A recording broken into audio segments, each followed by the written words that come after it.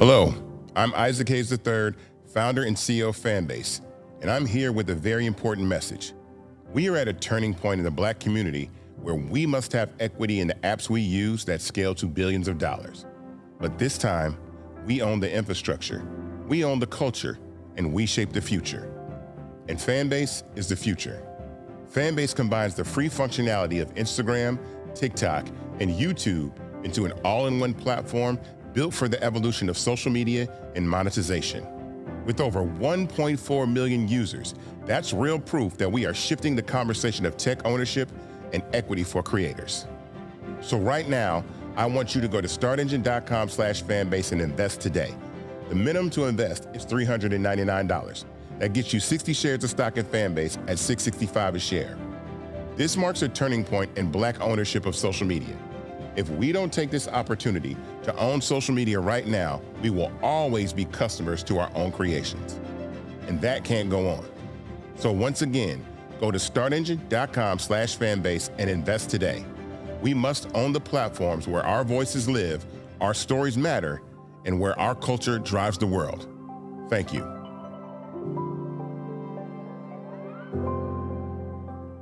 Hello. Black Star Network is here. Hold no punches. I'm real revolutionary right now. Support this man, Black Media. He makes sure that our stories are told.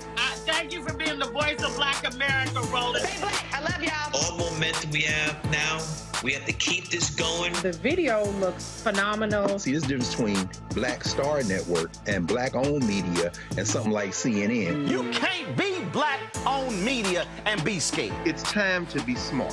Bring your eyeballs home. You dig?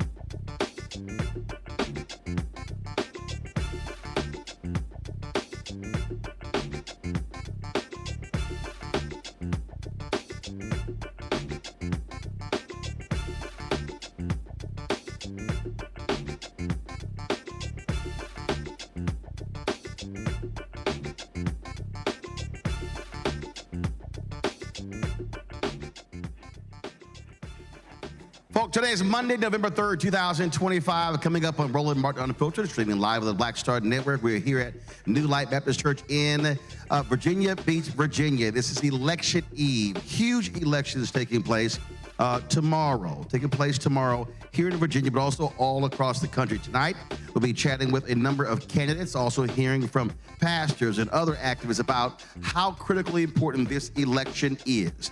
We'll also be talking to someone about the election in California regarding Prop 50, which will be about balancing the whole gerrymandering fight Republicans launched when they stole 5 seats in Texas. We'll also share with you some of the rally this weekend with former President Barack Obama, Abigail Spanberger, who's running for governor, as well as Jay Jones running for Attorney General, and other candidates that took place Saturday here in Virginia. Lots to talk about. It's time to bring the funk on Roland Martin Unfiltered, the Black Star Network, live in Virginia Beach, Virginia. Let's go. He's got it. Whatever the biz, he's on it. Whatever it is, he's got the scoop, the fact, the find. And when it breaks, he's right on time and it's rolling. Best believe he's knowing. Putting it down from sports to news to politics. With entertainment just for kicks, he's rolling.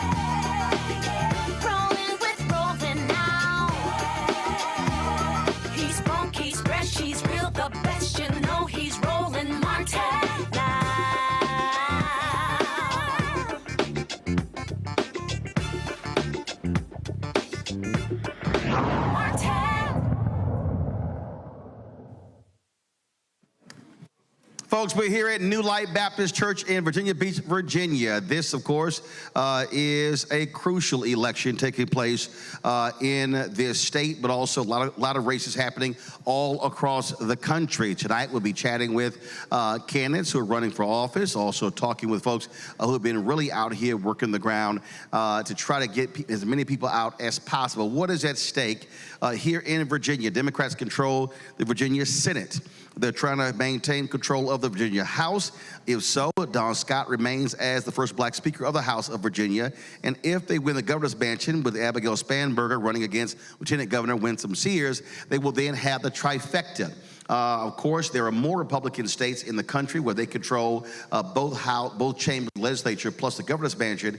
And so Democrats, that's their focus in this state, to really be able to move forward a lot of legislation that has been, frankly, vetoed and killed by Republican Governor Glenn Youngkin. And so that's what we're looking at in this state, but also you have gubernatorial races in New Jersey. You also have, of course, Supreme Court retention races taking place in Pennsylvania, mayoral race in Seattle. You have constitutional amendments on the ballot in Texas. You have the Public Service Commission races taking place in Georgia. And so there are all sorts of elections. Plus, in Philadelphia, you got the DA's race with Larry Krasner, and on and on and on. And so do understand this election, considered an off year. Next year is the midterm elections.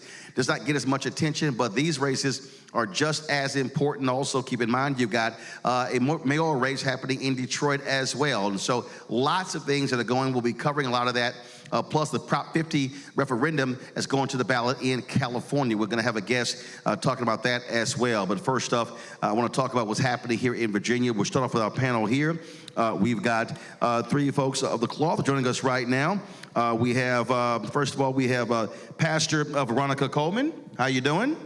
Good evening. All right, y'all can clap. Y'all can go ahead and clap. It's all good. We got Pastor Cowan. How you doing? Yes, sir. All right then. Is it Majette? Eric, how you doing? All right, good. Pastor Ken, I'll start with you. Give me a sense of what you have been hearing from in conversations with congregation, also folks in this community about this election. What have they been talking about? What do they care about? What have they been saying? Well, one of the things that I'm hearing is that there's a sense of urgency there. People, the climate that we're living in there's a lot of fear out there, a lot of unknown, a lot of uncertainties with all the changes, particularly with this upcoming election. And one of the things that I'm hearing a lot about is what's next, what's going to happen to me, how I'm going to live if the Medicaid and the SNAP programs and all those things they're in jeopardy. What do we do as a church to be able to move forward regardless of the situation or what happened? So there's a lot of, even the younger folks are coming to me in our ministry and asking us, hey, what's happening with the economy? What's going on? It's all about the government shutdown. So there's a lot of uncertainties within the local ministries and within our congregations that are looking for answers. They're looking for real answers. And I would say this, I said this Sunday, people are hurting for real. This is not a joke. And it's so critical that we vote and we do what we can do, because your vote is your voice and your voice is your power. And we have to make sure that we do our part as a community and come together. And it's also time for the local church to step up as well, to be the church. So those are some of the things that I'm hearing in my congregation, even outside of my congregation. Everywhere I go, they're talking about it, what's going to happen, the election, the importance of it, and what we're going to do next after this particular election is over, after tomorrow. One of the things that's very important in this area in Virginia Beach definitely is this vote on 10-1. Yes. So in Virginia Beach, one of the main issues that's facing is representation of your district for vote. So when we come to the polls on tomorrow, we got to make sure we're voting yes on 10-1 so that we absolutely have our voice represented in our community. Another thing that's a big issue with all of the cuts as with SNAP and also in healthcare. One of the issues is how are the families going to be able to survive? And then also, how am I going to make sure that healthcare is provided for each one of my family members? I work in the hospital system, so one of the things I've noticed is the number of people going into the hospital, and the number is rising, but you still don't have the capacity to sustain the numbers that are coming in. And finally, in Virginia Beach, it costs too much to live here. Amen. We need some affordable housing. Talk to me, somebody. Very important issue. Well, first of all, when you talk about 10-1, let's just be real clear. We're talking about the gerrymander battle that started with the racist maps in Texas. Donald Trump told Governor Greg Abbott that he wanted to take out Congresswoman Jasmine Crockett and others. And he said, get me 5 seats. So Texas kicked it off, a mid-decade redistricting. Then, of course, California said, fine, you do that, we're going to respond. That's why they have Prop 50 taking place tomorrow in California, because they have to go to the voters to actually change that. But same thing happening here in Virginia. And so when you talk about 10-1, that has redrawn the lines to have 10 Democratic members of the House and 1 Republican. Then, of course, we've seen gerrymandering take place in Ohio. We see what's happening right now, where they're trying to do it in Indiana. In Missouri, they of course, took away the seat of Congressman Emanuel Cleaver there. And so we're seeing this take place all across the country. And frankly, blue states are responding by saying, hey, we have to change our maps in accordance with this to fight power with power. And so the question is, will Maryland do it? The leader there said they were not going to change their maps. Illinois is also battling that as well. And so while that is going on, that's representation, obviously, on the congressional level. What we're talking about tomorrow, Pastor Coleman, is what's happening here on the state level. You got these statewide races, of course, the governor, lieutenant governor, you've got the attorney general, all those critically important races. Then, of course, down ballot, you've got state rep races, but you've got state's attorneys, you've got your DAs, you've got sheriffs. And so I'm always trying to explain to people we have to be thinking top to bottom, bottom to top, and not just only focus on the races that get the most attention. Definitely. Yeah, I think that's so important that people remember, and that's the thing that we try to tell our congregants, is that you've got to vote, first of all, in every election, that every election is important, but not just the presidential election, but you've got to realize that the people who are making decisions about your everyday life are the people who are you're voting on for these local elections, people who are making decisions about education funding, making decisions about the districts, making decisions about health care. All of those people are people who are at the state and local level, and it's so important that we teach everyone every election is important, and not just the presidential election. When we talk about, again, the issues, it's very interesting to me that folk are very quick to complain, very quick to say what they want, but not understanding how these things are all connected. And so how are you walking folks through that? I've said that we've got to have a return to citizen education training. We got to be able to explain to people, this is City Hall 101, County Government 101, School Board 101, State Government 101, because somebody could be complaining to a state rep about an issue that's actually a county issue.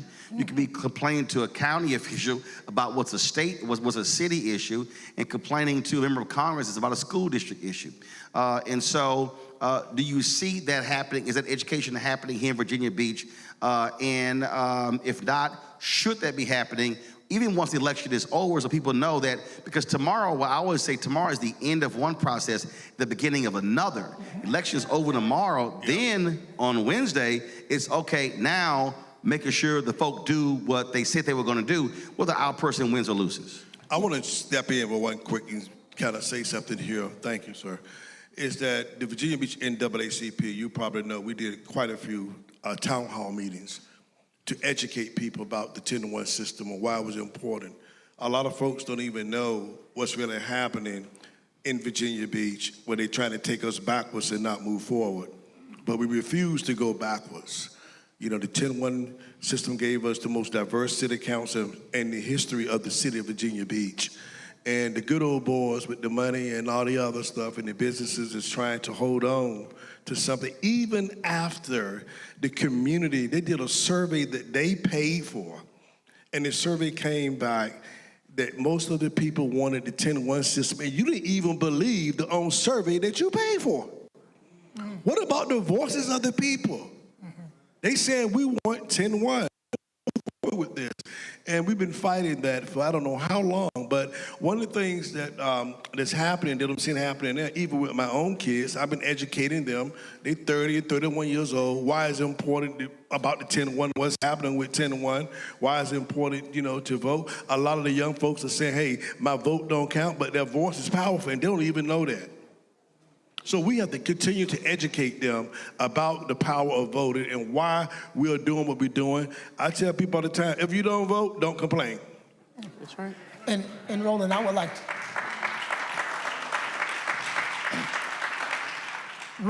to say, like you just said, the voting process really is just the beginning. It's still holding the elected officials' feet to the fire and making sure that they're following up on the promises that they gave to the community. But that also brings about the church being a part of the civic engagement. You got to go to city council meetings. You got to go to the meetings at the state just to make sure that your representation of your voice is heard, on not just on voting day, but on a compelling way by showing up and being present. Because I've noticed that when it's a big issue, and it's just with the City Council of Virginia Beach, when everyone shows up, guess what? That whole council sways. Mm-hmm. Yes. It changes. But if you got an issue and it's only a few people that are showing up, they'll sweep it right up under the rug. And that's why I was that point, because I cover city government in Fort Worth, cover county government in Austin, Texas, in Dallas, in Houston, same thing in Chicago. And unfortunately, what happens is many of us respond on the defensive. So something happens, then all of a sudden, mass protests, we show up, not realizing that council meeting is happening consistently, and we've got to be there to put pressure on them, and that has to happen. And unfortunately, we are not that focused always on being at those committee hearings where stuff is actually getting done. And it's so important that we take the charge in helping people to learn how to engage. One of the reasons why people don't do it is they don't know how to do it. And it's so important that the church takes that as part of their responsibility. And of course, we teach people that your vote is your voice. And if you don't vote, that means somebody else is speaking for you. Somebody else is making the decision. Somebody else is deciding what's going to happen. And so you've got to vote so that you can continue to have a voice and then continue to be engaged in the process. And one of the things that I try to connect people with is that God wants us to be good stewards. And a part of being a good steward is caring about our communities, caring about our neighbors. We're supposed to love God and love our neighbor. Well, part of loving your neighbor is making sure your neighbor has what they need, making sure that we connect the issues our issues with education and food insecurity and all of those things. Voting the right way means that I'm doing what's necessary for my neighbor to have what they need. You mentioned housing. That's it.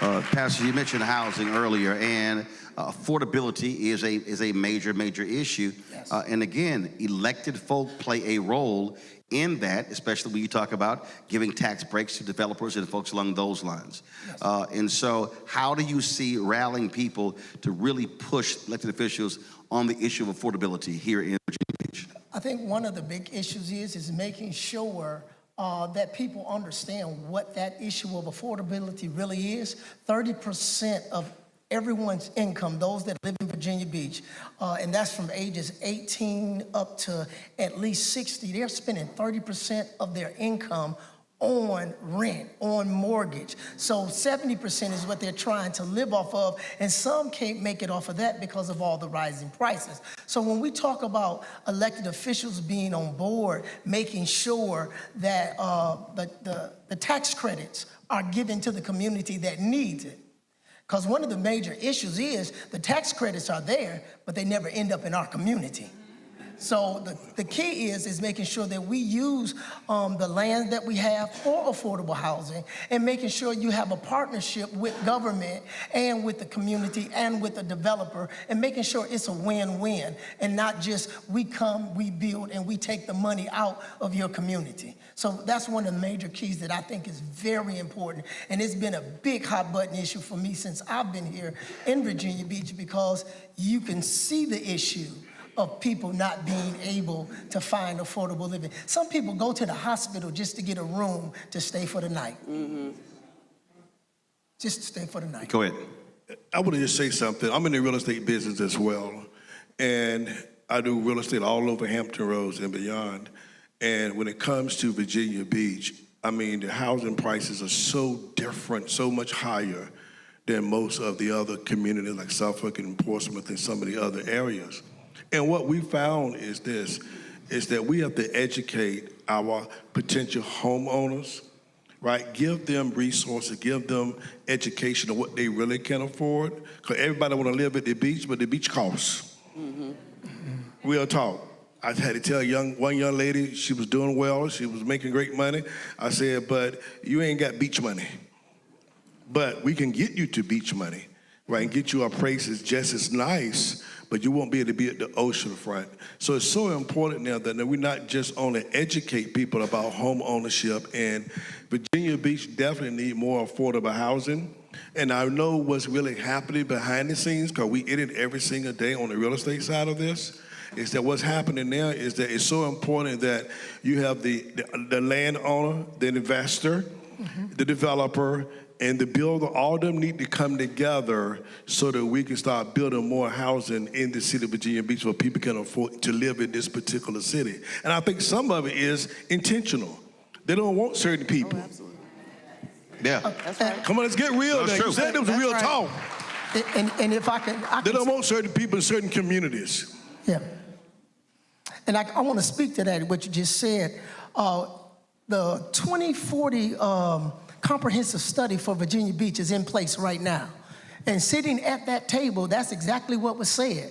Where are we going to put the affordable housing? Because we really don't want affordable housing. But I can say now that some of the government has shifted to say we do need to make sure that opportunity is there. And I want to celebrate our Democratic representatives that's up in the state right now, because they got a bill for churches and nonprofits that have land that they would be able to use it. It went to the governor's desk, but it didn't cross the governor's desk. And that's why we need the right governor in place so that we can make sure we can utilize the resources that we have and to receive the monies so that we can build affordable housing.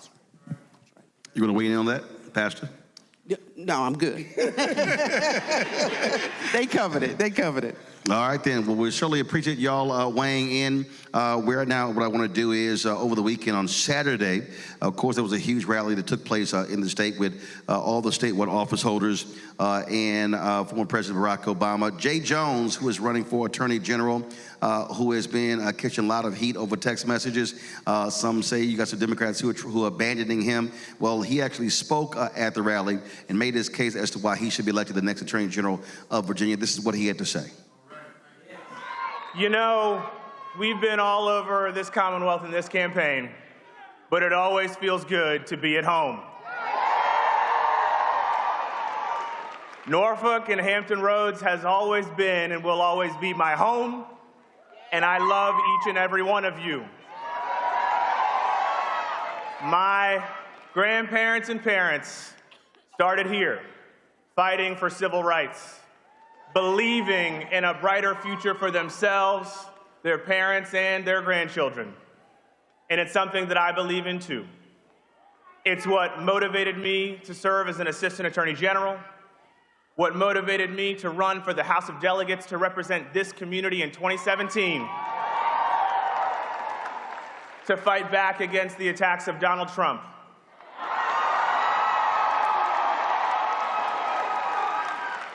And 8 years ago, we had leaders in Virginia united in pushing back against that excess and chaos and overreach. But right now, we've got willing enablers of the president's agenda. Because when Donald Trump illegally fires workers, when he levies tariffs that destroy our regional economies, including the Port of Virginia right over there, when he is cutting funding for education and for law enforcement.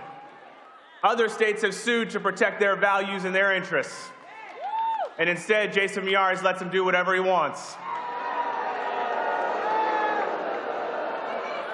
Because when big corporations are jacking up prices and making it hard for every single one of us to live.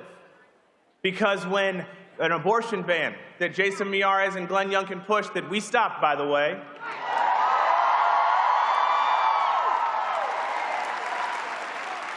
every single time, Jason Miyares has been a willing accomplice to what Donald Trump has been trying to do, and that hurts Virginians.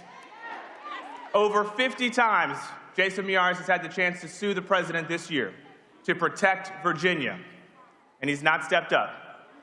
And that comes at our expense. And I got something to say to that. Virginia deserves better. And there is a reason that Donald Trump has endorsed Jason Miyares in this campaign. He said Jason will never let us down. And what that means is that he'll never let Donald Trump down. But I'm running for Attorney General to put Virginia first. To make sure that we protect our pocketbooks, that we protect our health care access, that we protect a woman's right to an abortion, that we keep our communities safe, get illegal guns off of the street, protect our children. That is what we will do as Attorney General. And folks, I gotta say, the stakes of this race couldn't be higher, and the contrast couldn't be more clear, because we have an opportunity to chart a better course here in Virginia, to make sure that everyone can achieve that brighter future that my parents and my grandparents and that I and each and every one of you continue to fight for every single day. This is our moment, Virginia, and I know it starts right here in Norfolk. So if you're ready to elect a governor, lieutenant governor, attorney general, members of the House of Delegates, and Democrats up and down the ballot this year, you will make some noise, because the world is watching. They want to see what we're going to do, and we're going to send a loud, resounding message that we don't take Donald Trump here in Virginia. We take it for us. It's our future. Let's go get it. Thank you, and God bless every single one of you.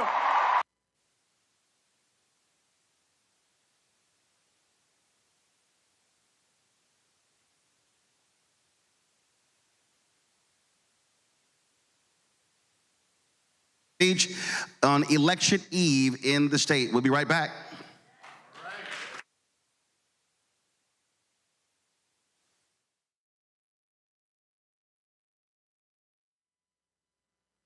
Election night 2025. Black votes matter. Join Roland Martin and an expert panel of guests for the realest and blackest election night coverage in the nation, focused on the issues that matter to you and our community. Watch Roland Martin Unfiltered, Tuesday night, November 4th, starting at 8 p.m. Eastern for the latest updates and election results from critical races around the country. Black Star Network, the voice of Black America. Black-centered.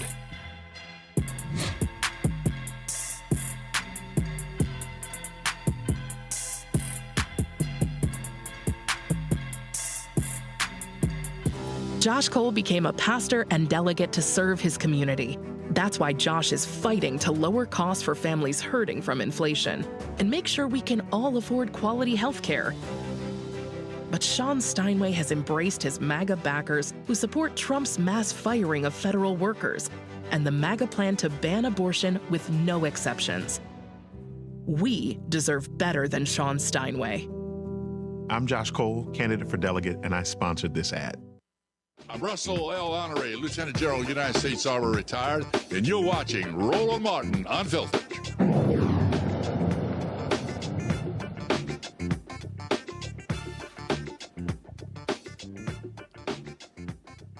All right, folks, welcome back to New Light Baptist Church in Virginia Beach, Virginia. We're here, our voices, our votes, partnering with the Virginia Legislative Black Caucus, talking about, again, how critically important this election is. And so, as I said earlier, there's a lot of attention that's always focused on the top of the ticket races. That gets most the attention, most of the money. But when you go down ballot, we always tell you all those things matter, especially when we talk about school board races. And so a lot of people say that they care about education. They said it's important. But guess what happens? In a lot of these school board races, the turnout is extremely low because folks simply don't vote in them. And then, of course, they then complain about what's happening in the schools. Joining me right now is Dr. Alveda Green. She is running for Virginia Beach School Board. How you doing?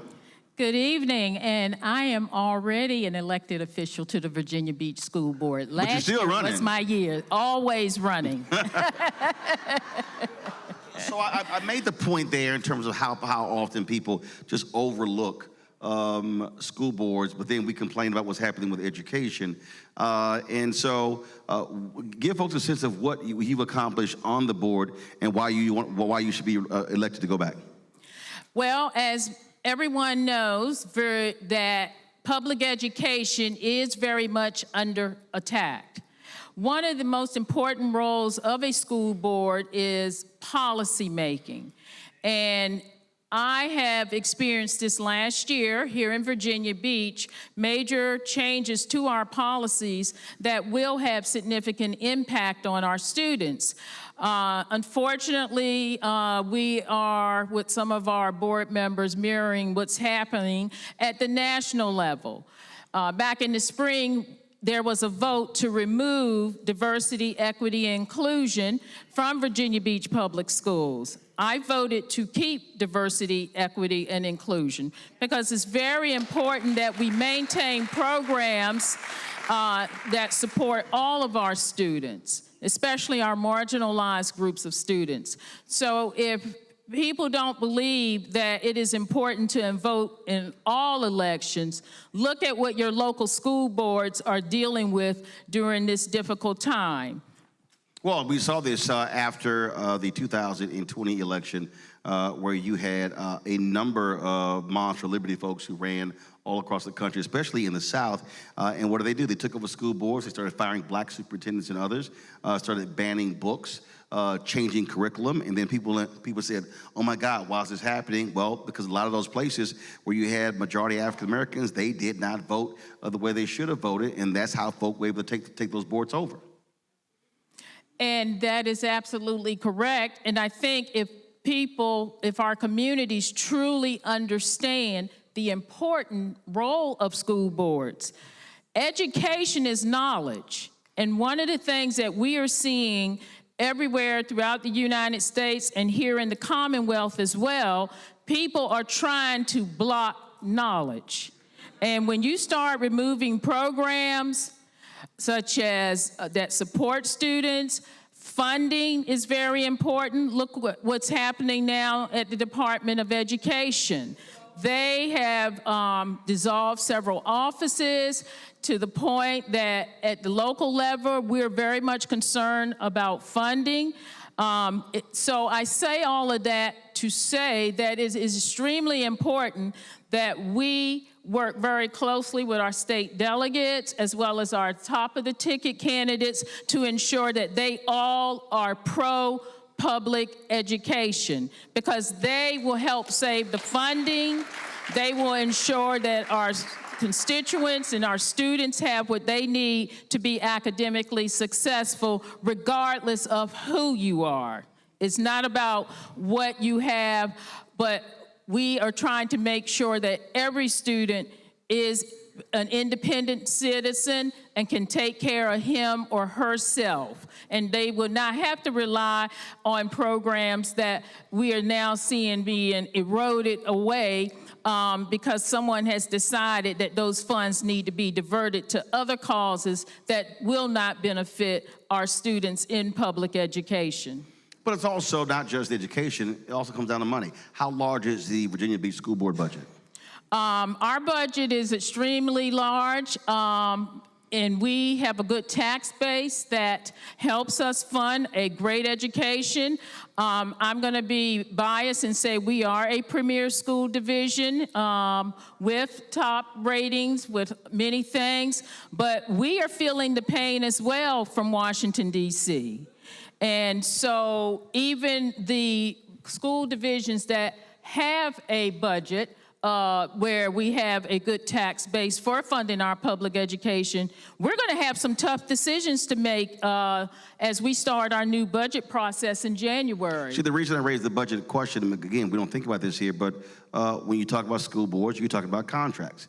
You talk about who are receiving those contracts. You're talking about food contracts, vendor contracts. Also, when you start having bond elections, you're also talking about money there. And so again, people can't overlook the reality that if you don't vote in the election, you don't put the folks in place, then you won't be able to have folks who understand how that money is being dispersed, especially to black businesses. That is correct. And when you look at your voting power, look at and see what platforms your candidates have on public education. That is extremely important. Where do they stand on the issues? Where do they stand on what funding public education? Where do they stand on who receives contracts for vendors, as you just referenced, and other things, staffing, curriculum? That is not just a school board issue. That is an issue for the entire community, as well as for anyone who is running for office. If reelected, what do you want to get accomplished? What are your top 3 priorities? One, I would like to see, first of all, diversity, equity, and inclusion return to Virginia Beach Public Schools. The second priority would be teacher pay, making sure that our teachers receive a decent salary so that they can afford to live in Virginia Beach, the city of Virginia Beach. And my last priority, which is related to anything that I do as a member of the school board, is to ensure that every student knows that he or she is valued and respected and will be academically successful and leave Virginia Beach Public Schools prepared either to continue their education or enter the workforce. All right then. Well, Dr. Green, we appreciate you joining us. Good luck on Election Day tomorrow. Thank you. I appreciate it. All right. Before we go to break, as I said, Saturday, a rally took place in Norfolk. Here is the gubernatorial candidate for Democrats, Abigail Spanberger. Back in 2014, we were living on the West Coast, stationed there with my job at CIA after spending time overseas, and we were getting ready to bid on our next post. And with CIA, you can go anywhere in the world. And so we said to our oldest daughter, we have 3 beautiful, amazing daughters, and we said to our oldest daughter, who was in kindergarten at the time, where do you think we should go? We pulled out a globe. We said, what do you think? Kenya, England, where should we go? We can go anywhere. Where should we bid? And she said, Virginia. And we said, no. No, with Mommy's job, we can't go back to Virginia. And she said, well, why wouldn't we go to Virginia? Everyone we love lives in Virginia. And so we decided to pivot from a path of service to country to service to community, because she was right. Everyone we love lives in Virginia.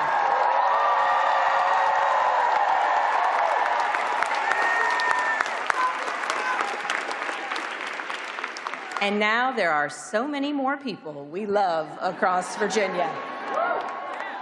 We came back home and we invested in the community that had made my husband and I who we are. I volunteered with Moms Demand Action. I started a Girl Scout troop. And then in 2017, I decided to run for Congress. And I'll be honest, and many of you were there, back then they told me it was a crazy endeavor. No Democrat had won the 7th district in 50 years. And my predecessor had won his race by 15 points just 2 years prior. But I saw what Donald Trump was doing with his executive power and how he was pitting neighbor against neighbor. And I saw my member of Congress over and over again vote to repeal the Affordable Care Act. And I knew I had to do something. So spoiler, I won.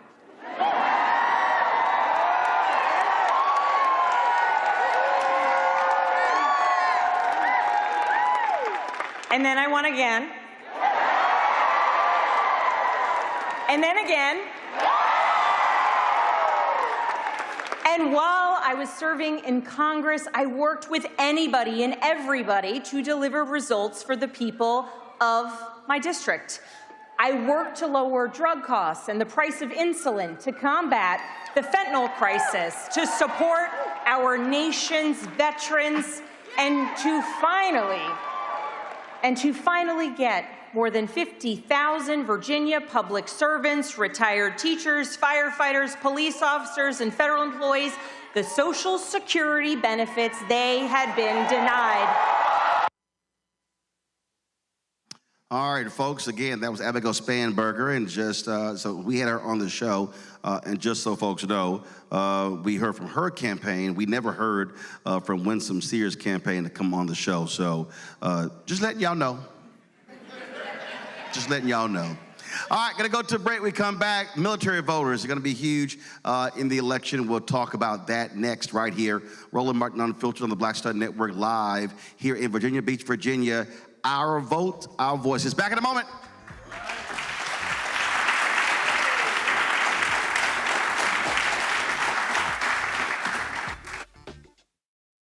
Election night 2025. Black votes matter.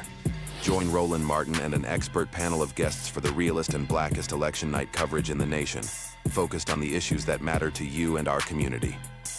Watch Roland Martin Unfiltered, Tuesday night, November 4th, starting at 8 p.m. Eastern for the latest updates and election results from critical races around the country. Black Star Network, the voice of Black America. Black-centered.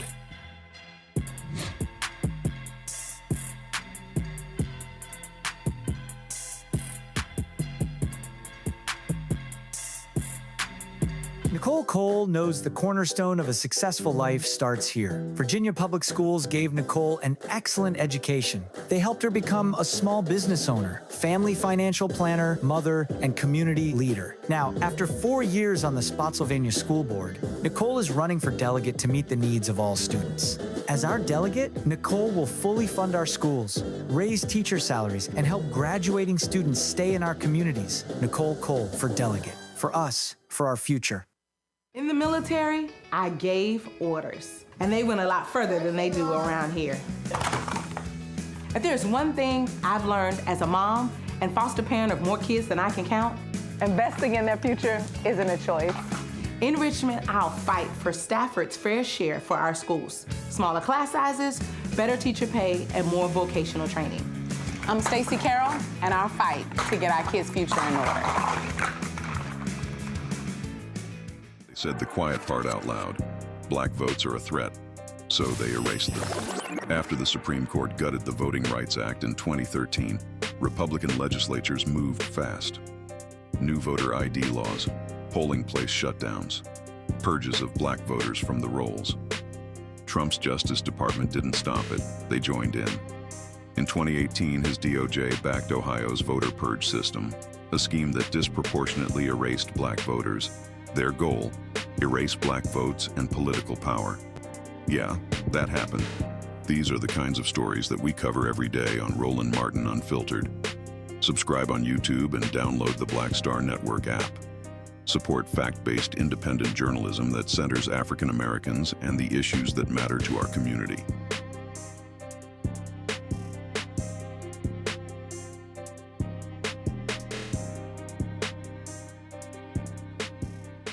Melanie Campbell, National Coalition on Black Civic Participation and Black Women's Roundtable.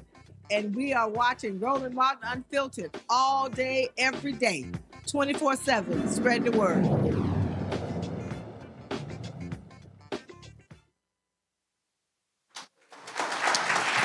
All right, folks, welcome back to New Light Baptist Church in Virginia Beach. Glad to be here.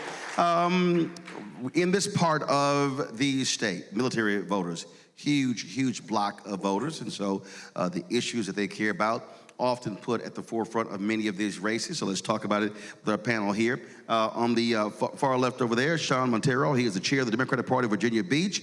We've got Susan Hippen, who's the chair of the military caucus of the party, and we have a retired sailor, Ken Sutton. Give it up for him, y'all.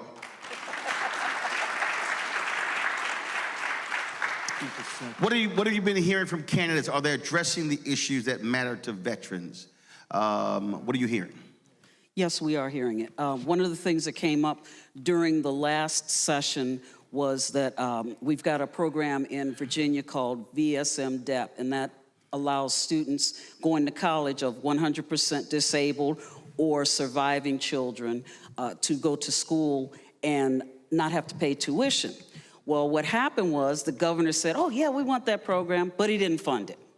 See, your principles are based on what you pay money for, and he did not. Virginia has the 5th largest concentration of veterans in the nation, and they want us here. They want to tax our retirement. They want to tax whatever we can, but they don't want to give back. And that was one of the things. Fortunately, some of the delegates here in the local area in Norfolk and in Virginia Beach went to bat for that.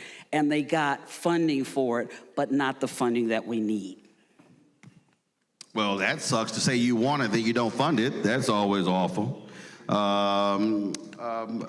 Ken, what about you? I would like to say that our Virginia delegates are doing everything they can to help veterans. A couple of them are veterans. I'm looking at one right there, Michael Fagans. But also, it's just like my dad telling me, well, listen, you can take the car out Saturday night, Ken, but there's no gas in the car, Dad. I guess you can't go out Saturday night. And unless you got some money. Unless you got some money. But you speak with forked tongue when you say one thing and don't put any money in my pocket. And without money in my pocket, I can't work, I can't eat. And for veterans, I've done some long stretches, I've been shot at, you know, and we've paid our dues.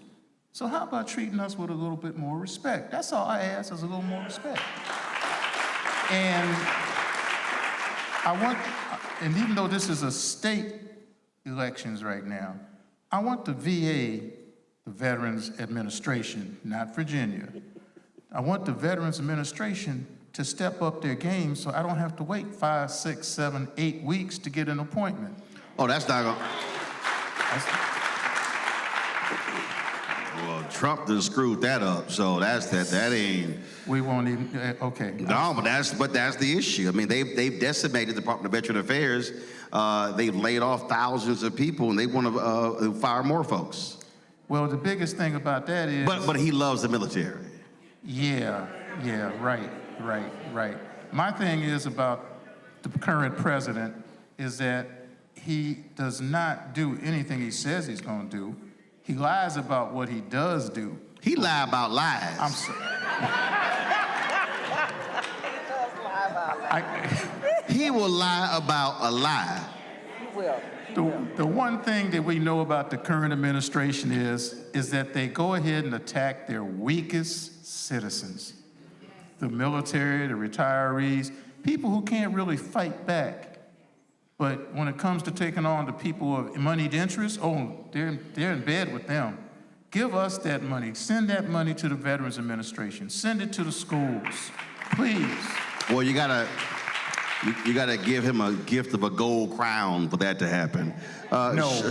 Sean, what should be, after the election tomorrow, what should be the agenda or the top issues for veterans with the next legislative session? Well, first off, I like what they've done with the tax cuts in terms of veterans get some preferential treatment on the taxes. A portion of our taxable income is not touched. And what they did is the group that's sitting here right now expanded that to all veterans that retired, no matter whatever age, because it's smart business.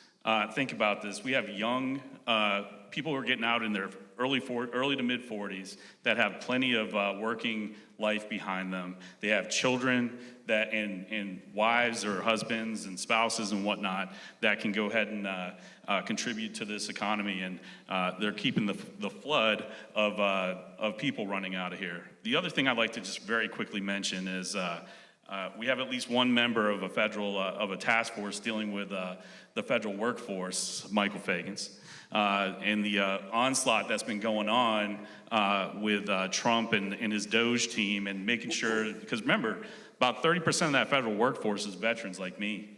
I am one of those people, and I have lived under the threat of losing my job that I work very hard at, because I want to continue to serve my country. And doing that, remember, veterans do this at the detriment of what their actual earning power is. Think about that. But we do it because we believe in this country, we believe in service and everything else like that, and having that option for us to go ahead and be able to rely on support systems like the federal or workforce task force and other things, just things that need to continue to happen going forward. One of the things that is interested me, when we talk about diversity, equity, inclusion, a lot of those programs actually include vets. So why have a lot of veterans been so quiet with the DEI attacks when the programs actually include them? I think a lot of veterans are still gun shy to speak out, because when you're in the military, you do speak out, but you speak out through a tier of people. And when you get out, you have to realize that you have a voice. And that was it's one called of the things retired. That's one of the things I realized when I got out. I got a voice, and it is loud and it is rowdy.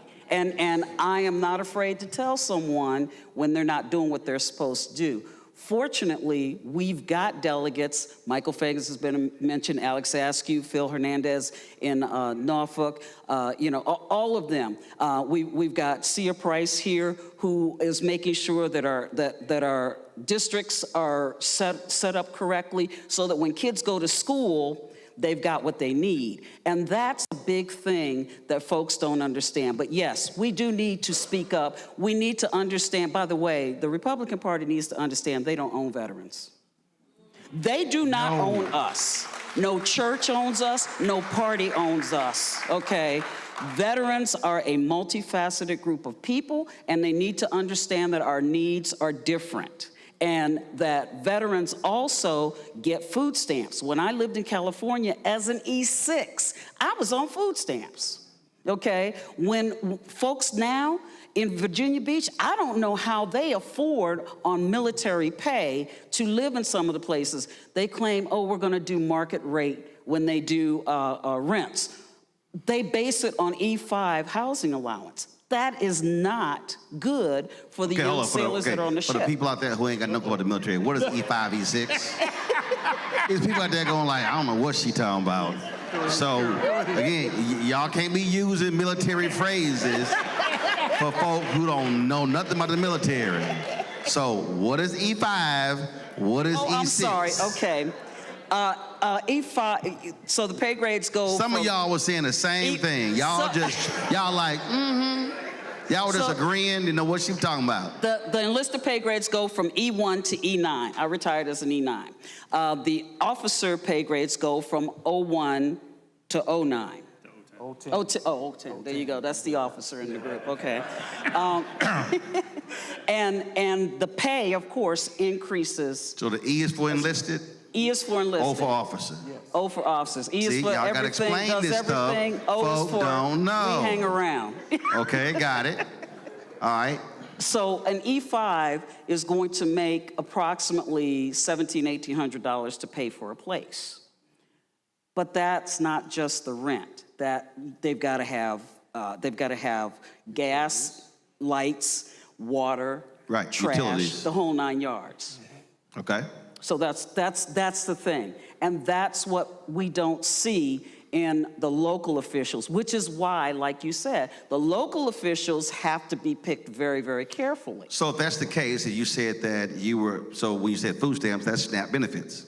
Correct. So again, this is one of the things that I'm not understanding. So when you're having this battle right now, when Republicans are trying to cut SNAP benefits or want to pare them down, I don't understand why I don't see vets mobilizing to say don't, if they're actually receiving them. We do. And just like when they opened up a clinic here in Chesapeake, the Battlefield Clinic, and they claimed that they were opening it up like a restaurant. That's what the Secretary of VA said. We're opening it up like a restaurant. Well, radiology still is not open. Now, if I go to a restaurant and I sit down and they say, well, what would you like to start off with? I'd like to start off with a margarita. Oh, but the bar is not open yet. Come on. You know, that's stupid. We ain't got that. Next. They ain't that makes no sense. So my doctor sees me. Give me a Hennessy Coke. We ain't got that. Yeah, we ain't got that. We ain't opened that part up yet. Got some red wine? We ain't got that. But that's the way they open in clinics. So it's not just about, it goes all the way. Military children are in our schools, and these military children deserve the education that everyone else is getting, no matter what. We have got a huge population of military children here. So there's so much that the military covers. Mm-hmm. I'm a veteran, I'm a retiree. I've got 2 nephews here. One's a retiree from the Navy. One is an Air Force veteran. You could tell when I was on cruise, right, who joined when. And they are dealing with the same things. It's a huge population here. Sean, go ahead. You were trying to jump in. I'd like Sean to King, say, go ahead. I'd like to say something about the reluctance of veterans to speak out and join up. I'm a little older than everybody else on the stage. No. It's hard. Really? And, I was in Vietnam. I did 2 tours in Vietnam, so I'm 75. My group of veterans, they don't talk. Most of them went past their VA stuff because they didn't think they needed it. I didn't get my VA benefits until about 5 years ago. And I'm just saying. When are you supposed to get them? Oh, about when you retire. So when did you retire? 1990. There was a little gap. And you didn't get them until 5 years ago? I got them, I didn't get. That ain't little. That's a 30-year gap. But this is what you're dealing with. Mm-hmm. I'm alive. I don't have to go to the hospital. I'm not in a room somewhere. I'm good. So I'm just going to go on with my life. And that's what veterans do. They get and go along with their life. I was a school teacher. I've done different things in my community. Veterans are in every aspect of our community life, but they don't say nothing. Well, see, but that's my whole point there, Sean, because... He's Sean, I'm Ken. I'm sorry, I know that. Okay, Ken, let me explain to you how television works. This is Roland's show, Ken. This is Roland's show. We got you, Sean. See, Ken, let me explain to you how TV works. So when you finish making a comment, it's called a segue. It's called a toss to the next guest. So when you finish talking, I say the name of the next person where I'm signifying they're going to speak next. So if you allow me to be a veteran at this,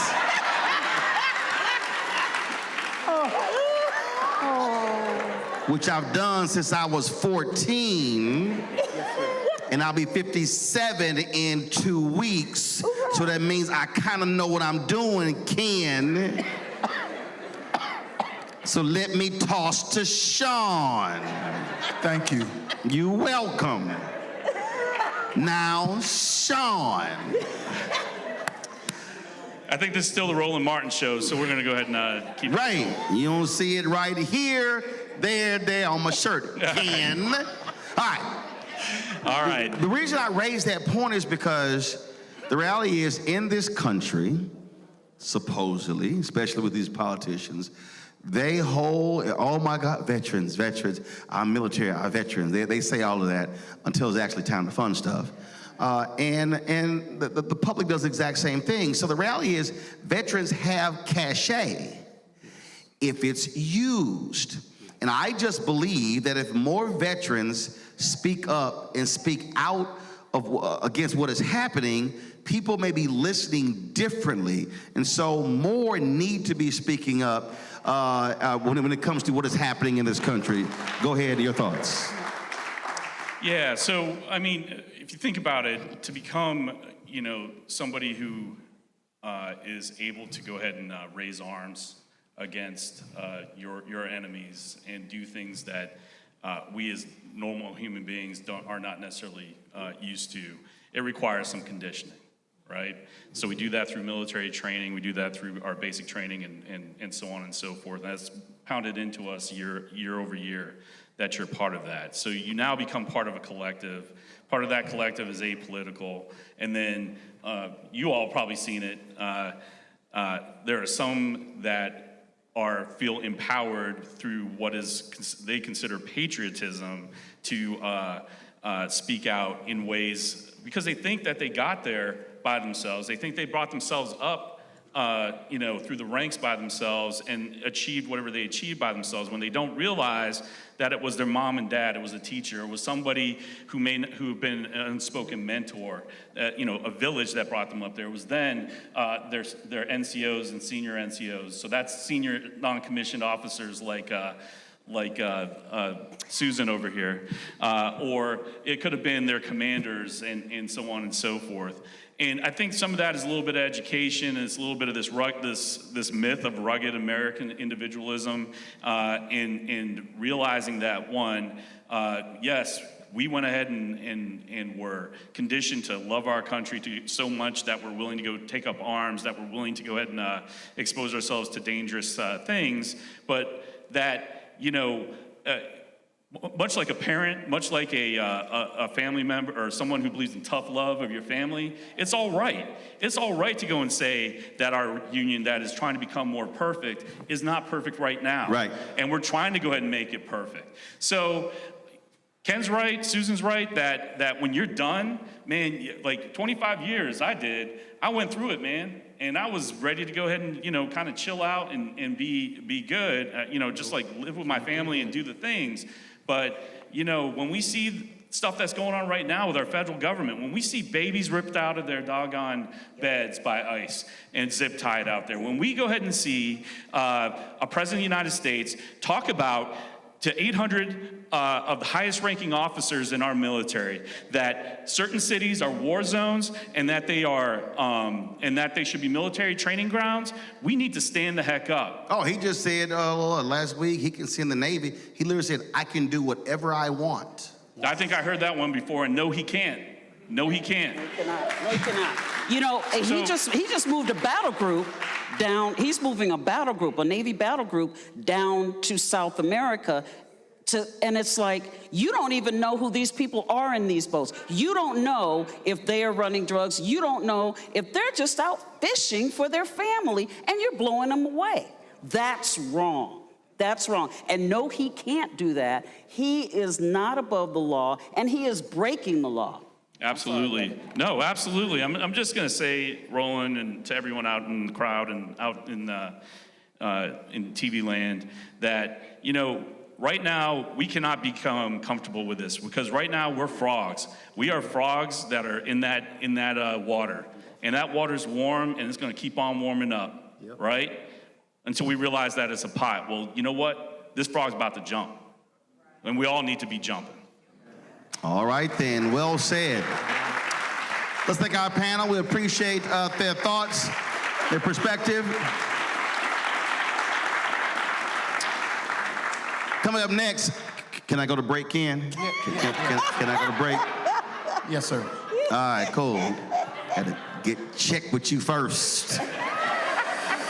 Coming up next, we'll talk about Prop 50 in California that could add upwards of 5 seats to Democrats in the column as a response to Republican racist gerrymander in Texas. Folks, you're watching Roland Martin Unfiltered on the Black Star Network, live from Virginia Beach. Don't forget to support the work that we do. Join our Bring the Funk fan club. Your dollars make it possible for us to do the work that we do, travel all around the country, covering the stories no one else matters, because here we center African Americans and all that we do. You want to support us via Cash App. Use the Stripe QR code. You see it right here, bottom left-hand corner. PayPal is R Martin Unfiltered.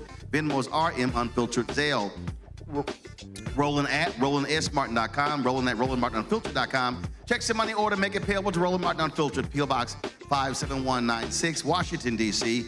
20037. That's 0196. Say, Ken, say we'll be right back. We'll be right back.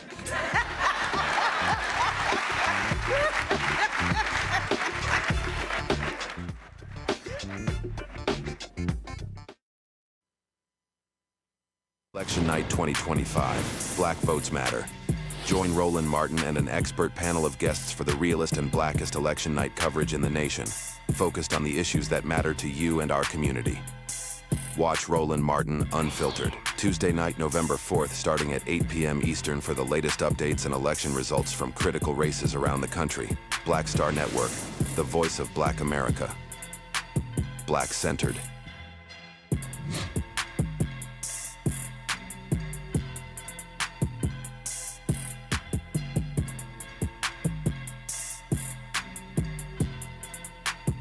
If in this country right now, you have people get up in the morning and the only thing they can think about is how many people they can hurt, and they got the power, that's the time for mourning. For better or worse, what makes America special, it's that legal system that's supposed to protect minorities from the tyranny of the majority. We are at a point of a moral emergency. We must raise a voice of outrage. We must raise a voice of compassion. And we must raise a voice of unity. We are not in a crisis of party versus party. We are in a crisis of civilization, a human rights crisis, and a crisis of democracy itself. And guess what? You've been chosen to make sure that those that would destroy, those that would hate, don't have the final say, and they don't ultimately win. Michael McMillan, President and CEO of the Urban League of Metropolitan St. Louis, and you are watching Roland Martin Unfiltered.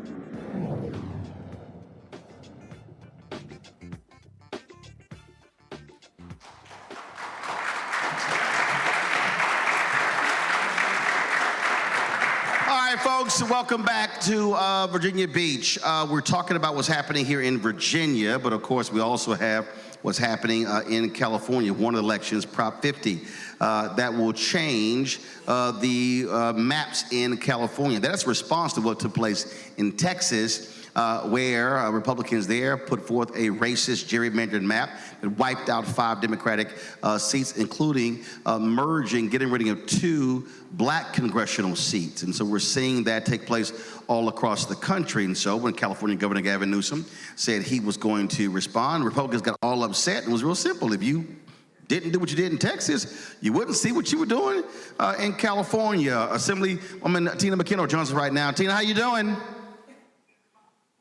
Roland, thank you so Tina, can you hear me? much for me this evening. I can hear you. Can you hear me? Oh, there we go. Now, yep, I got you. Thank you so very much.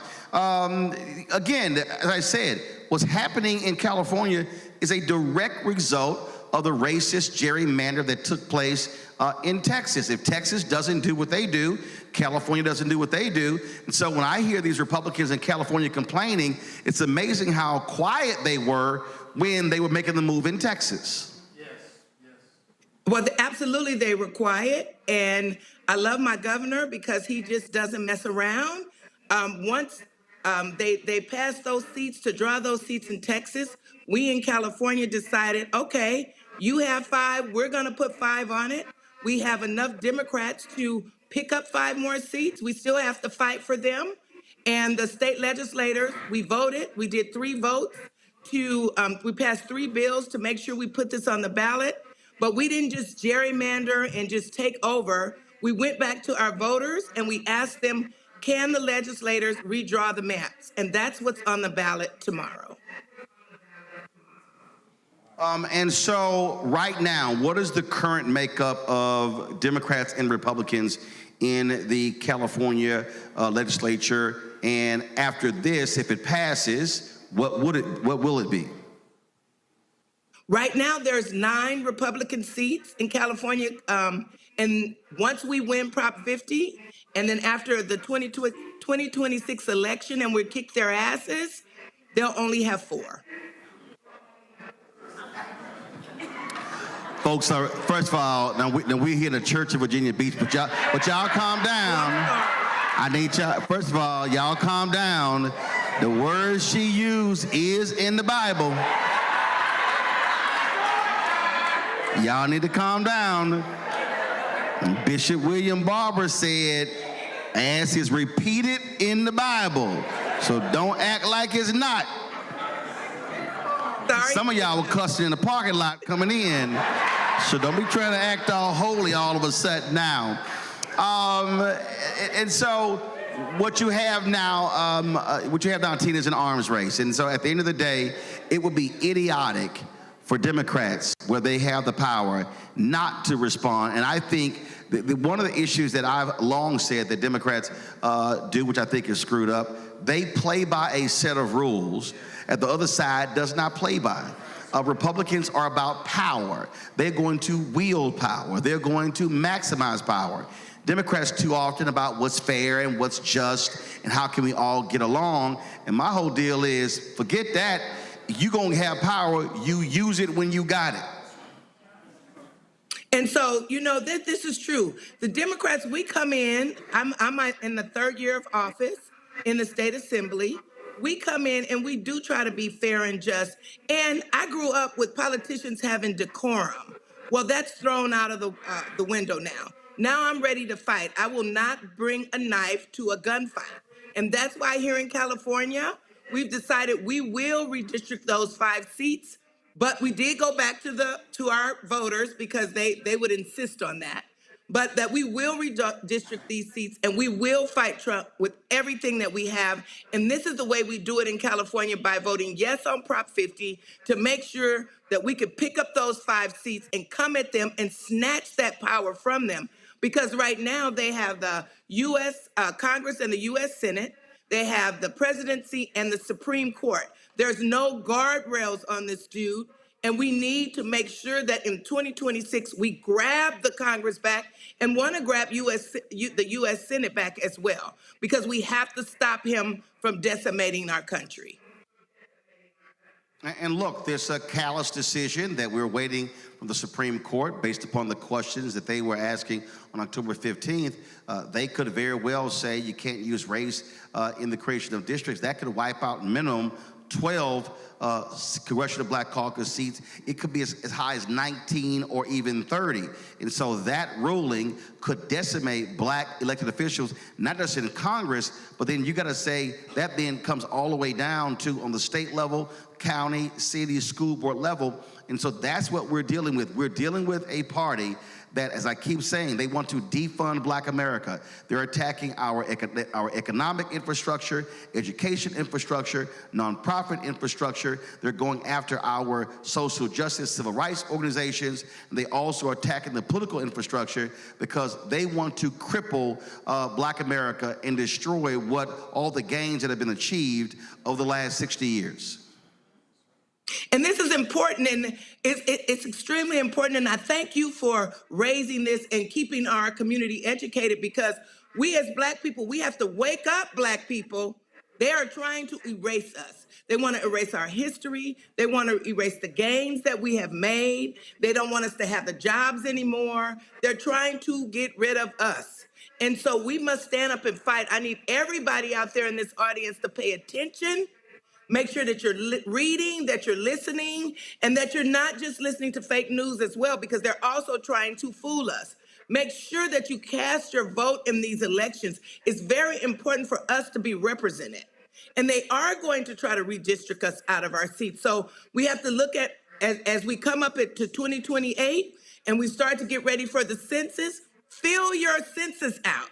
This is not just one movement. We see now that a bulk of this country is very racist and they want to get rid of us. So we have to be proactive and make sure that when the census come up, we fill out our census so they know that we're here, because that helps us get representation. When they get ready to redistrict again, we want to make sure that our votes are counted, that our census numbers are counted. This is the way we keep representation. And so we have to pay attention, we have to fight, we have to vote. We cannot sit on the sidelines on this one, because all the gains that we've made, they want to push it back. We can see this is still a racist country. Sorry, this is not what we saw when we watched The Cosby Show. This is real. This is a really racist country, and we have to make sure that we're there at the table fighting. All right. Assemblywoman Tina McKenna, we certainly appreciate you joining us right now, and we look forward to folks passing Prop 50 tomorrow in California. Thank you, and pray for us. We're going to pass this, and we're going to push this through the country, because once goes California, so goes the rest of the country. Thank you, Roland. I appreciate you. I appreciate it. Thank you so very much. We're going to go to our Black Star Network studios. Brittany Noble has our headlines. Brittany? Well, Roland, America's got a severe identity crisis. A new political poll shows nearly half of Americans, well, they think our best days are behind us, and only 4 in 10 believe the future looks bright. And here's what's wild. 2/3 of Americans say the government often lies to the people. That's not just one side talking either. Both Trump and Harris voters all agree. The poll paints a picture of a country that feels lost and uncertain. A lot of Democrats say the American dream is dead, while many Republicans still see hope ahead. At the end of the day, people are asking the same question. What does the American dream even mean anymore, and who's it really for in 2025? In Ohio, the state's Redistricting Commission has approved a bipartisan congressional redistricting plan that will last for 6 years, giving Republicans an advantage in 12 out of Ohio's 15 U.S. House districts. The plan, which is set to take effect next year, was passed unanimously by the 7-member commission after a last-minute agreement between Republican and Democratic legislative leaders. This deal was made to prevent GOP lawmakers from having the opportunity next month to pass a more heavily favored map on their own. If the Republicans had proceeded with a unilateral plan, Democrats had indicated they would likely pursue a referendum to repeal it in the 2026 ballot, which raised concerns for both parties. The new congressional map will be in effect from the upcoming midterm elections until 2031. A federal judge ruled that the Trump administration's requirement for documentary proof of citizenship to register to vote is unconstitutional. The ruling blocks President Trump's executive order, which sought to enforce stricter voter verification measures and increase federal-state cooperation on election oversight. Judge Colleen Collar-Cotelli in Washington, D.C., sided with Democratic officials, declaring Trump's order an unconstitutional violation of the separation of powers. The judge said that Trump lacks the authority to impose such changes. Those powers rest with Congress and the states. Well, the twice impeached, criminally convicted felon-in-chief Donald the Con Trump is once again with a new threat of U.S. military action, this time in Nigeria. He's accusing the country of targeting Christians and says he'll cut off all U.S. aid and send troops in, quote, guns a-blazing. Defense Secretary Pete Hegseth is backing him up, saying the Pentagon's preparing for possible action. But Nigerian officials are pushing back hard, saying there's no genocide against Christians and that the violence in the country impacts everyone, including Muslims and other civilians.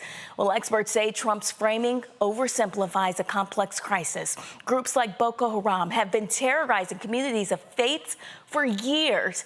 And what's really needed is peace building, not more military threats. Well, Orange County, Florida, Mayor Jerry Demings has officially entered the race for governor.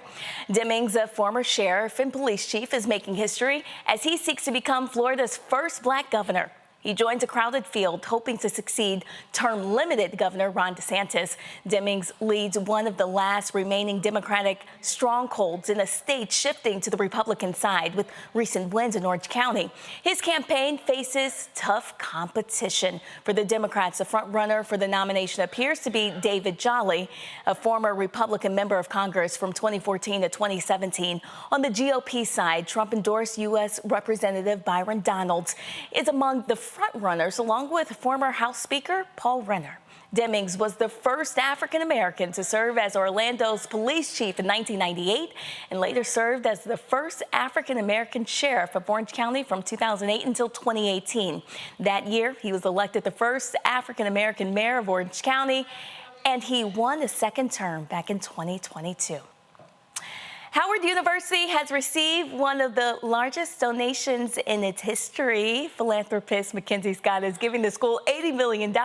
And get this, it's unrestricted, meaning Howard can use it wherever it's needed most. Approximately $63 million is allocated directly to the university, and an additional $17 million is earmarked for the College of Medicine, supporting the training of Black doctors and the upgrade of facilities.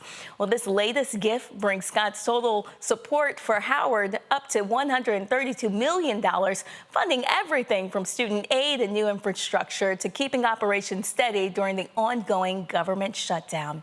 With this donation, Scott not only showcases her commitment to investing in historically underserved communities, but also increases her total contribution to HBCUs to $381 million in the last few months.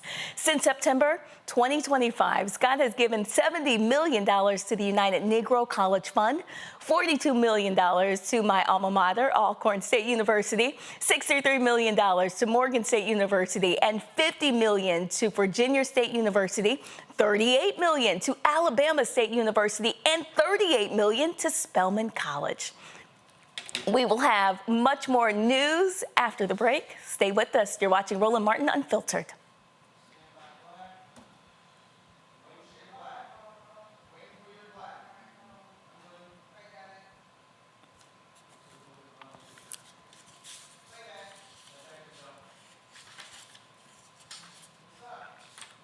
Nicole Cole knows the cornerstone of a successful life starts here. Virginia Public Schools gave Nicole an excellent education. They helped her become a small business owner, family financial planner, mother, and community leader. Now, after 4 years on the Spotsylvania School Board, Nicole is running for delegate to meet the needs of all students. As our delegate, Nicole will fully fund our schools, raise teacher salaries, and help graduating students stay in our communities. Nicole Cole for delegate. For us, for our future. Election night 2025, Black Votes Matter. Join Roland Martin and an expert panel of guests for the realest and blackest election night coverage in the nation, focused on the issues that matter to you and our community. Watch Roland Martin Unfiltered, Tuesday night, November 4th, starting at 8 p.m. Eastern for the latest updates and election results from critical races around the country. Black Star Network, the voice of Black America. Black-centered.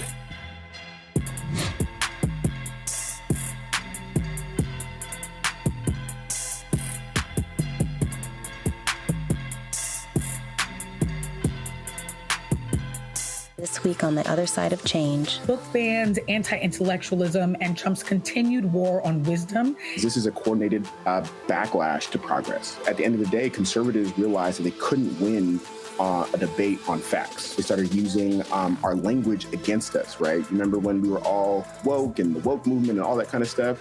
Now everything is anti-woke, right? When we were talking about including diversity, equity, inclusion, and higher education, now it's anti-DEI. All this are efforts to suppress the truth because truth empowers people. You're watching The Other Side of Change only on the Black Star Network. In the military, I gave orders, and they went a lot further than they do around here. If there's one thing I've learned as a mom and foster parent of more kids than I can count, investing in their future isn't a choice. In Richmond, I'll fight for Stafford's fair share for our schools. Smaller class sizes, better teacher pay, and more vocational training. I'm Stacey Carroll, and I'll fight to get our kids' future in order. Hey, I'm Mark Morial, President and CEO of the National Urban League, and I'm watching Roland Martin Unfiltered.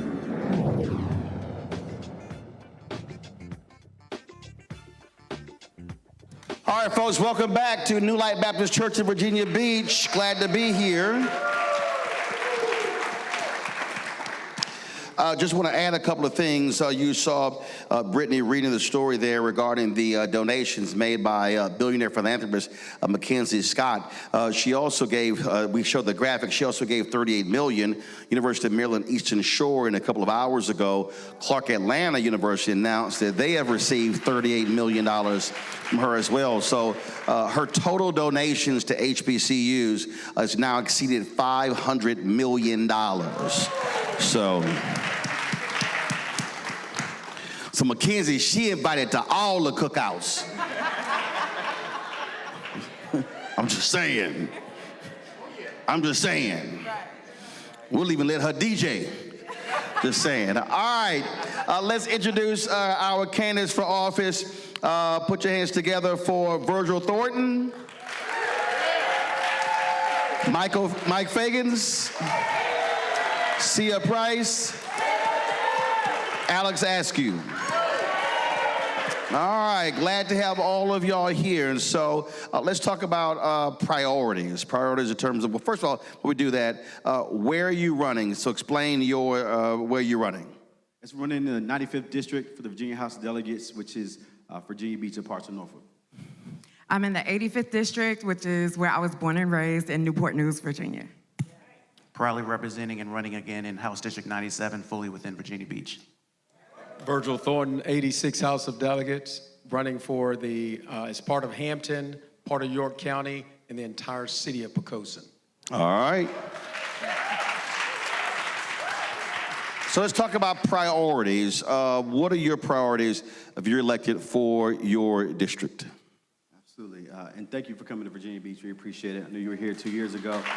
It really meant a lot. We were able to talk about our platform, and once we got to the General Assembly, we were able to execute a lot of things that we did. And you know, I'm running on, and what we've been working on the past couple of years is education, making sure our schools are fully funded, making sure our teachers are paid not only adequately, but better than adequately. We have one of the best school systems of Virginia Beach and across Hampton Roads, and also make sure our communities are safe from gun violence. You know, we see many times, and you turn on the news, you see young folks younger than 20 years old getting shot and killed, so making sure that guns are a little bit tougher to get, and make sure that there are extensive background checks on guns. And then I know my colleagues are going to say a few more things, so I'll say those are our top two, but and I'll probably echo everything they say. Cool. Yeah, so for me, for the 85th District, first is voting rights, because if we don't have a vote, we can't work on the other stuff. And then in addition to what Alex mentioned with gun violence prevention, housing justice. So there is a bill that would rein in slumlords that are ravaging the city of Newport News and some of our neglected properties. And the governor that we have currently has vetoed that bill 3 times. Wow. So I will be extremely excited to take that back to Richmond with Governor Spanberger, who will sign it, and we can protect our tenants. So one of the biggest issues, not just within House District 97, but across the Commonwealth right now, is affordability. And especially, and you touched on a little bit earlier in terms of housing. And unfortunately, during our last session, we passed some great legislation, especially around first-time homeowners. Unfortunately, though, those bills were vetoed by our governor. So that's going to be one of our first focus, is going back and looking at that. We know that not just across Commonwealth, but specifically within the African American community, we know how important home ownership is in terms of growing generational wealth. Next is going to be veterans and military families. During this last session, I provided some of the first tax cuts for military families, but there's still areas that we need to look into. And third is going to be growing our small business, and especially within our offshore wind. Once again, we had a great bill that was passed that not only focused on growing our offshore wind and our energy here, but also made sure to bring in our HBCUs. And we've been really intentional, and that's one of the great things that you got to see within our caucus was the importance of having delegates, senators that are being intentional. We've been intentional about making sure we're getting resources to HBCUs. Unfortunately, again, that bill was vetoed by the governor, and I'm looking forward to seeing when we have our future governor, Abigail Spanberger, in office, supporting our great legislation. And my trifecta in going to the General Assembly is based on fully funding our schools, because our teachers in my district are paid less than the national average, so we want to get that teacher's pay up. Also having the resources in place for our kids. Because as a foster parent for special needs children, I just can't sit back and see how the Department of Education is just being dismantled and how it's going to affect them. And it's going to affect them in a really big way if no one stands up and have their voice and have their back. And also in healthcare. Healthcare is also real dear to me because I'm a cancer survivor of colon cancer, and it almost bankrupted me. So I know how important it is to be healthy and have a healthy society, and not having the proper access to quality health care can bankrupt anyone. And then, of course, our economy. In my district, looking at Hampton, York, and Poquoson, we need to bring more businesses in, and bringing those businesses in will give us the tax dollars we need to help our communities be more viable. So I kind of look at it as a triangle. No society or no community can thrive without those three things: the education, health, and based on economy as the base of all that. When we talk about public safety, oftentimes, and I've seen this all across the country, it is a conversation of we need to give more money to hire more police officers, more training, give cops the tools to fight crime. Last week, and I've had him on several times, I was talking to Baltimore Mayor Brandon Scott, and he talked about how they brought murders down to a 50, 60-year low. He talked about how they brought violent crime down. And they didn't do that all by sending resources to police to hire more cops. They took a much more broader, focused, laser-like effort to deal with crime. Because he said, listen, if you don't deal with housing, you can't deal with crime.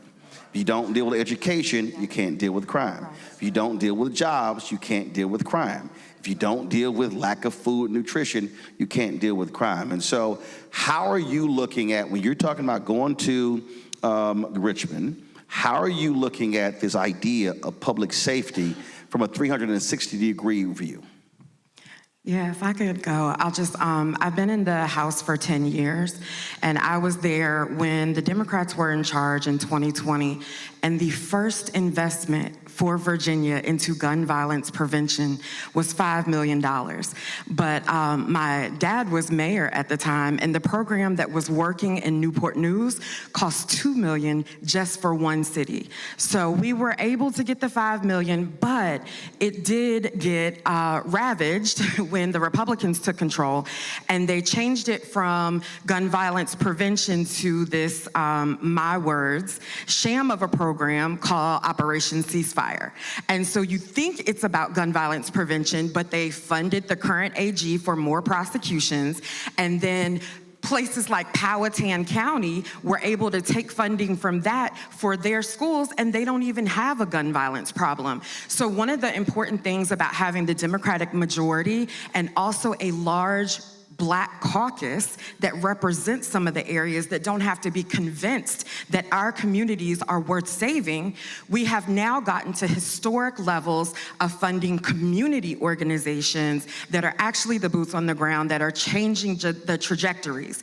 If you'll know, just very quickly, President Biden had the Office of Gun Violence Prevention, and they were doing lots of funding. That funding is now shut down under President Trump. Yeah, because they called it DEI.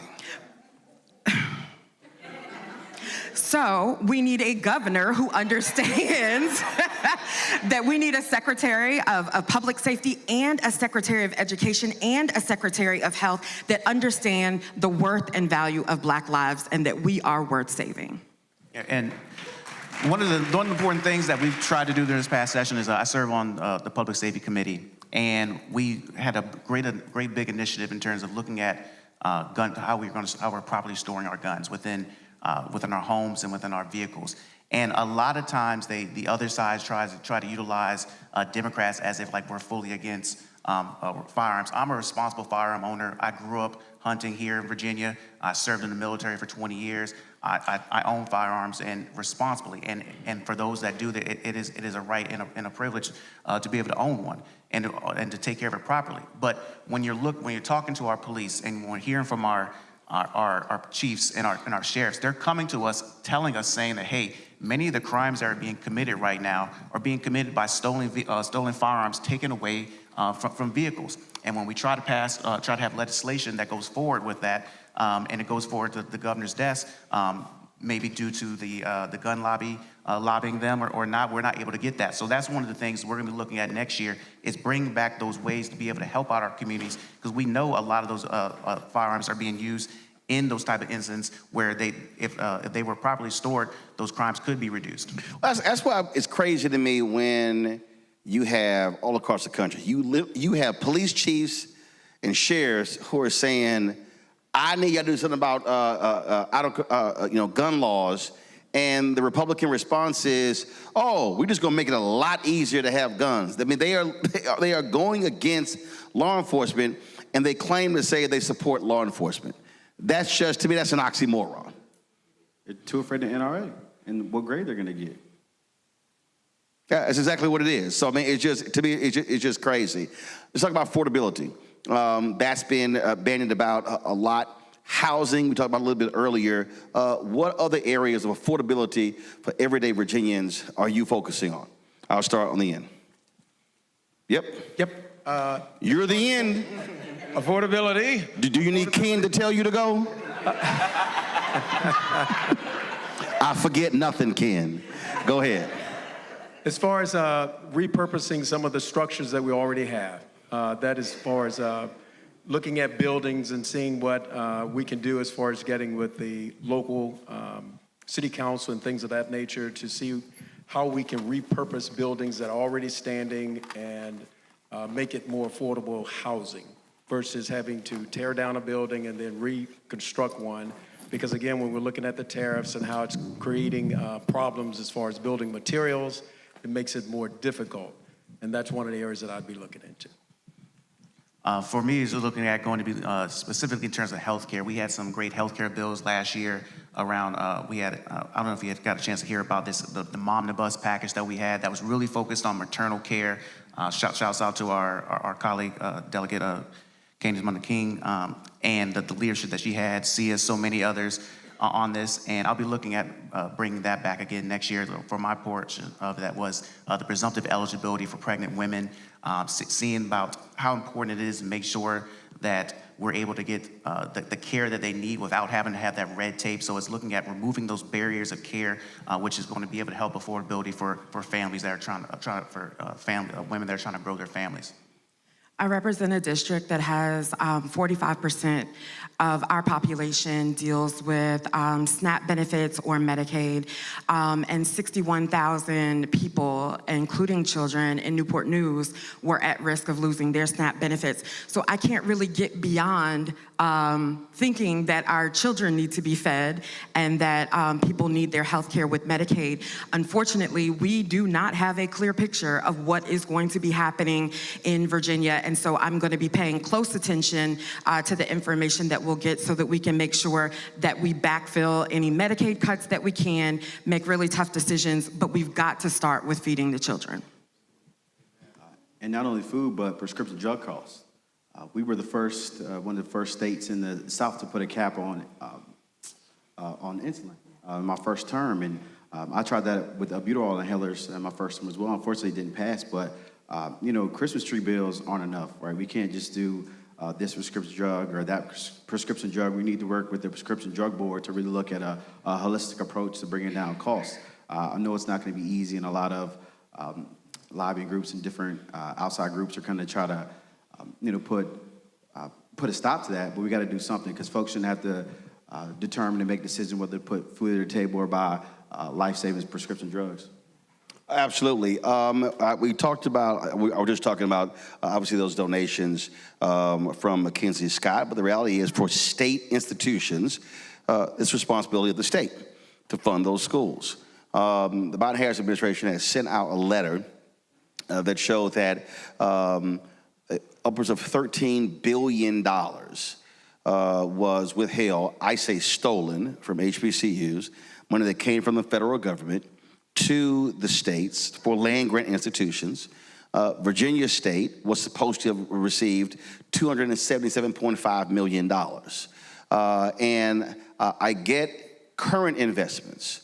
But if you are sent to Richmond, are you going to make sure that this state gives that money that they were owed, and there was a certain period from land grant money, so separate from what they should be allocated, are you committed to make sure they get that $277.5 million they were cheated out of by Virginia lawmakers who sent that money to white PWIs and not to that HBCU? So I'm a graduate of 3 HBCUs, so let me say this. The benefit of having a speaker, a president of the Senate, the leader of the House Democratic Caucus, and so many of us in the Black Caucus that have graduated from HBCUs, we know the value.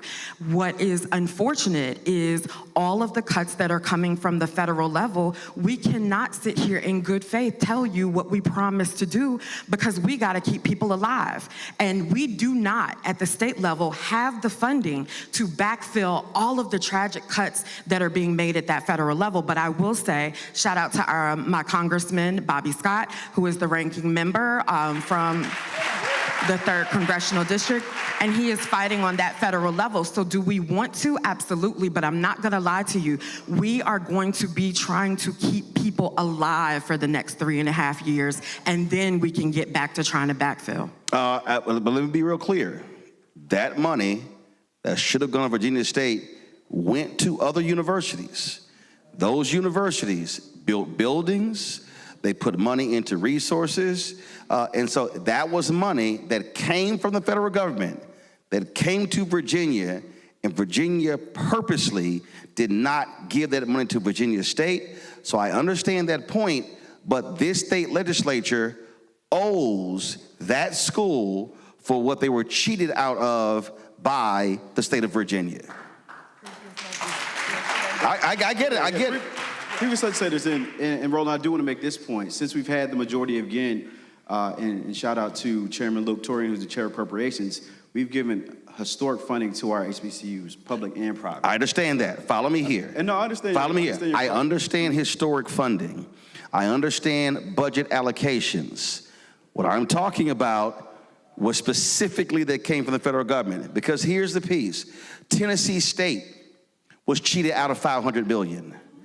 Fort Valley State, Tennessee State has been having financial issues. Well, guess what? If they hadn't been cheated out of $500 million, they would have new dormitories and things along those lines. So what I'm saying is, and this is not calling it reparations or anything else, what I'm saying is, if that was money that came to Virginia, that went to University of Virginia, that went to Virginia Tech and somewhere else, well then this legislature should commit itself to say, we're going to right that wrong and make sure that that money is sent to them on top of whatever else goes to it. But there was some 20 HBCUs totaling $13 billion, and not one legislature has stepped up and said, we're gonna fix what was screwed over a 30-year period. Go ahead. Anybody?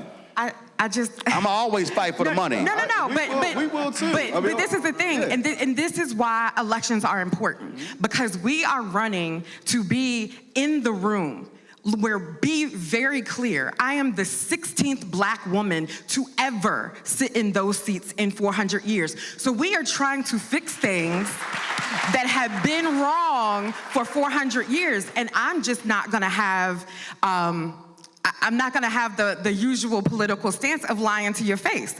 I'm just telling you that yes, we absolutely believe that that money should be there, but because of uncertainties, we don't have $270 million sitting there, especially if we're going to have to deal with the federal cuts. So you don't have to worry about where our heart is. I just want people to understand that when you elect what you think is gonna be changed, when you get that change, understand what you're asking for, and right now with the federal cuts that we are seeing, with millions of Americans voted for, we are at a very difficult situation. And I just want people to understand that is a true situation. Totally understand.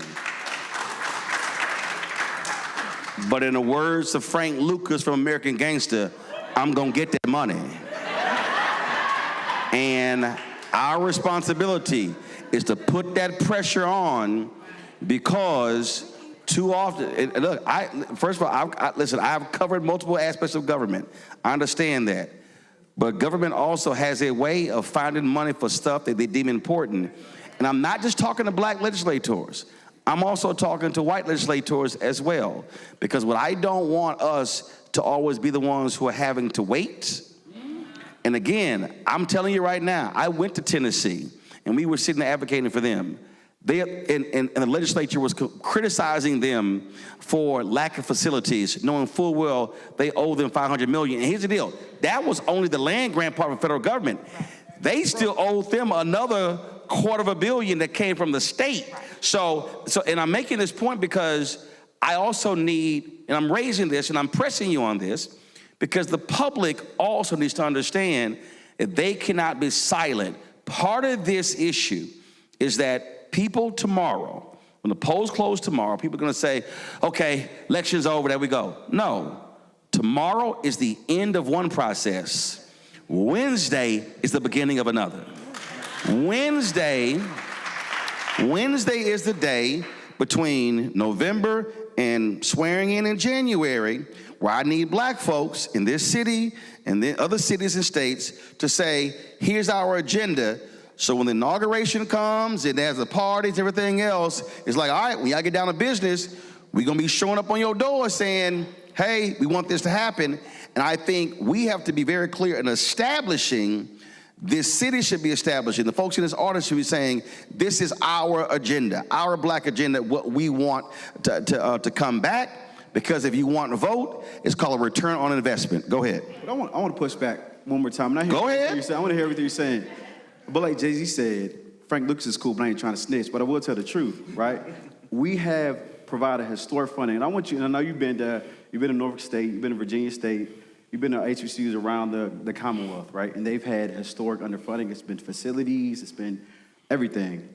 You go to some of our access colleges or PWIs, and that started in the 60s, and they were drastically more funded. You look at the building, you look at the infrastructure. But again, we have provided historic funding for our HBCUs with a black speaker and a black chairman of appropriations, and we will continue to do that work. I'm not going to say you're making that promise that we will and fund the land grant money, the back over. Well, follow me here. Do what we can. But I want the audience to understand, and again, this is, and I've been covering this issue for more than 2 decades. HBCUs from the beginning were historically underfunded. So you have a funding mechanism that's from the state. I get it. So you have, one second. You have that lane.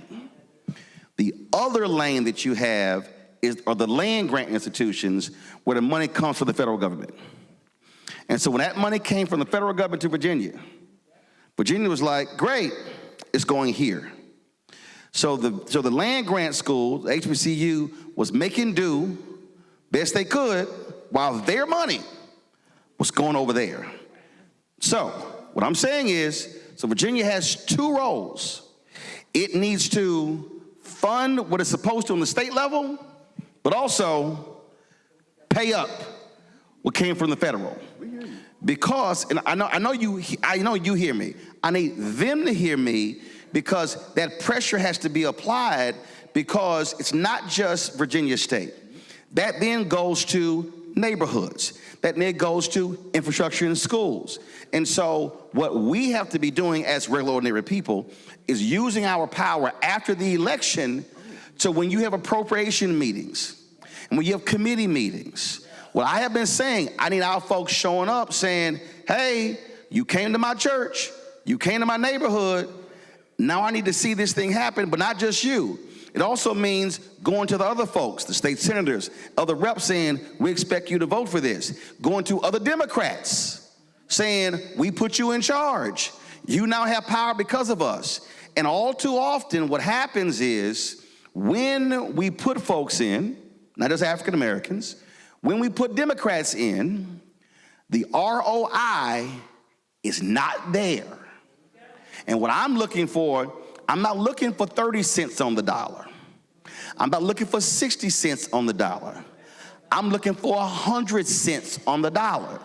Now, if I get 90, I'm gonna still come back for that 10 cents.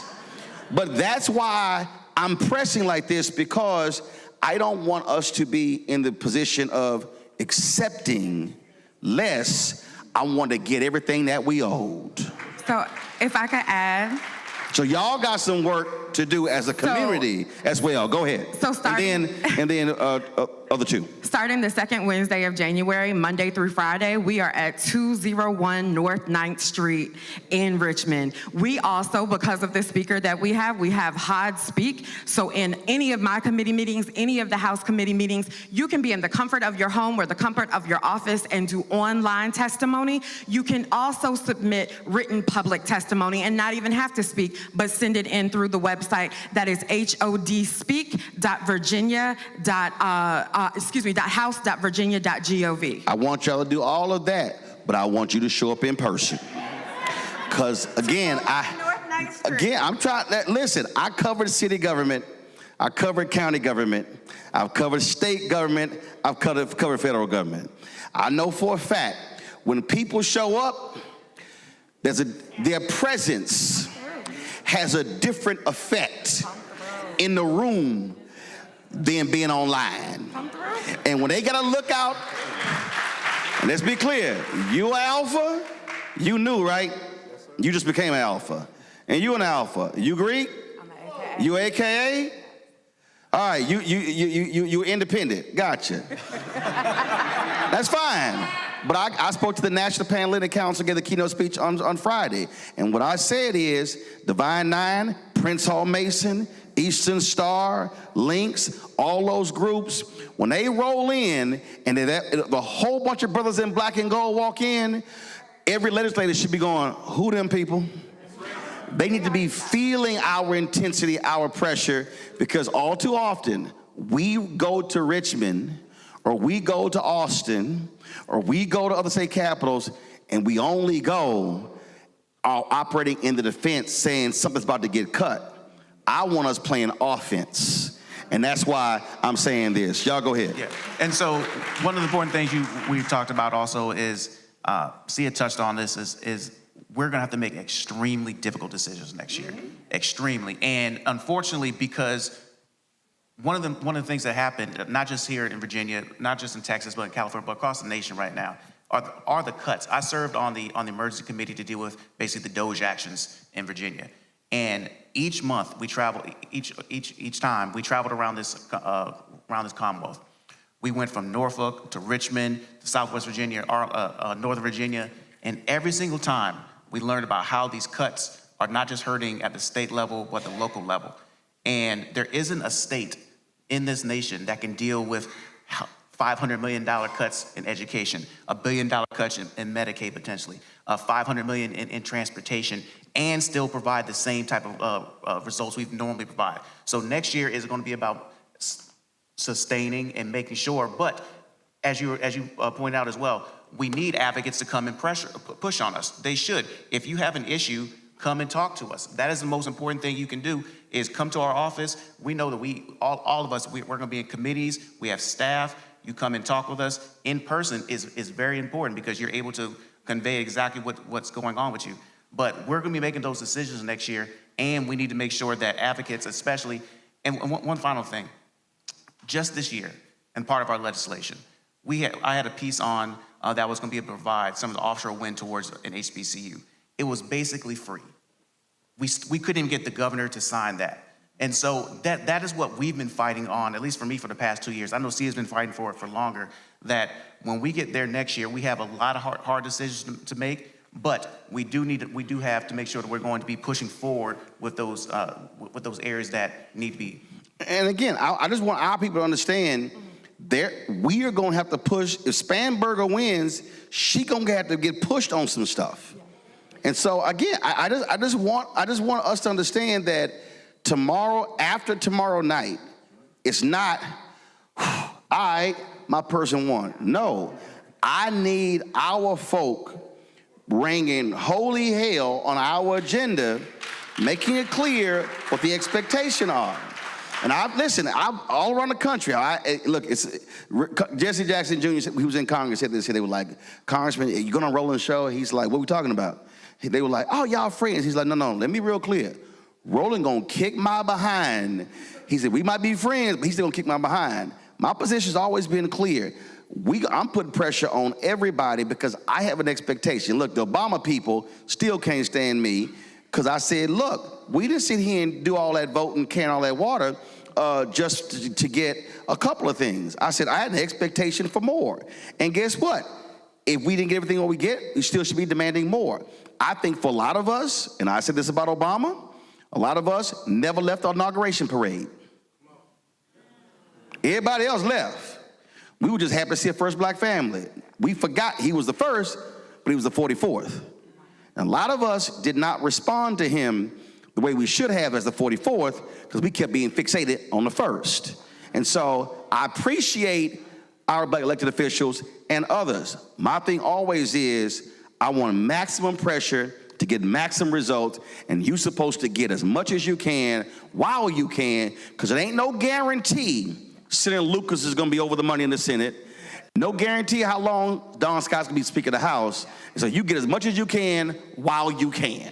Can I add one thing? Go right ahead.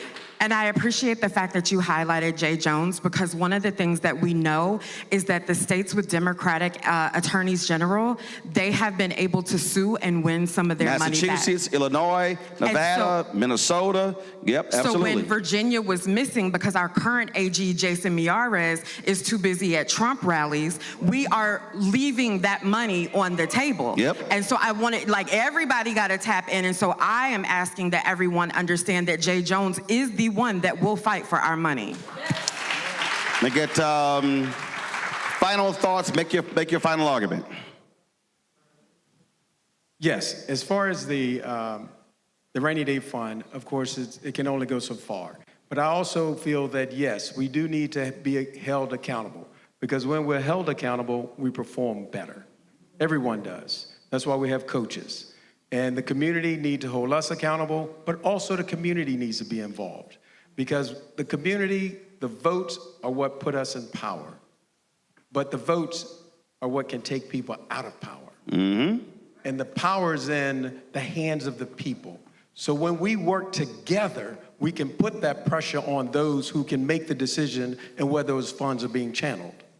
So we need to work together.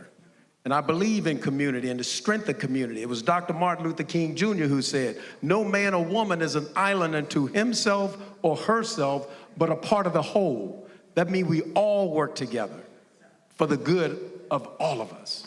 And when LBJ told King, I don't have the power to do it, King said to his people, okay, we're going to go out and we're going to go get him some power. And that pressure is what put pressure on them. Mike? One of the most important things that we've got to see over these past 2 years is the importance of, not just in terms of your vote, not just in terms of your advocacy, but the results.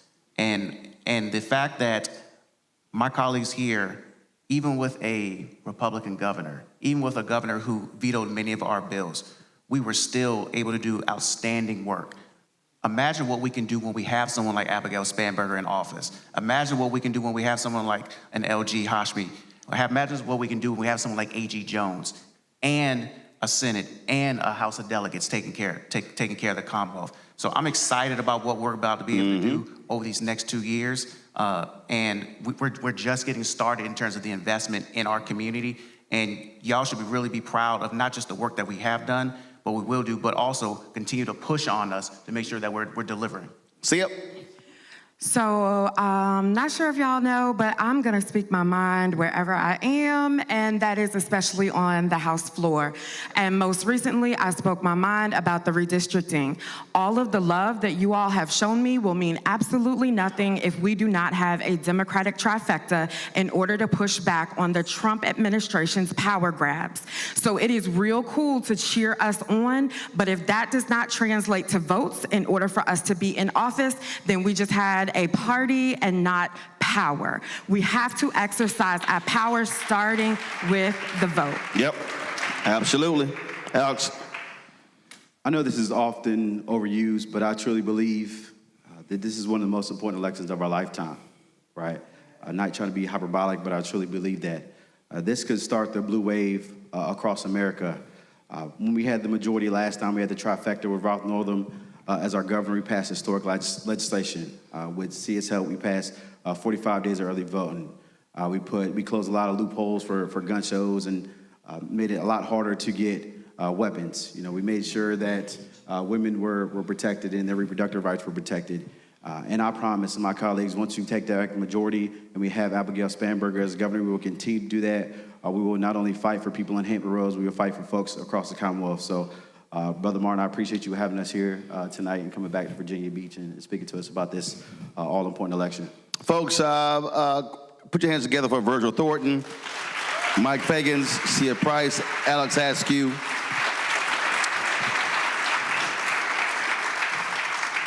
Now, Alex, you knew this. You can't be dressing like a Sigma. That's a lot of blue you got on. I know. Now, Mike, you're going to pull him aside. He's a Neo. Yeah. How long you been Alpha? About 8 months. Dog. That's a lot of blue. I'm just saying. You don't think I look good in blue? I know we can wear all colors, but that's a lot of blue. I know you got the Alpha little wrist, but that's a lot of blue. Mike, Ken? I'm gonna need you to handle that, Ken. You said you brought him over in Alpha. I need you to do your work, Ken. All right, we're gonna close this out with some of what former President Barack Obama had to say on Saturday's rally in Norfolk.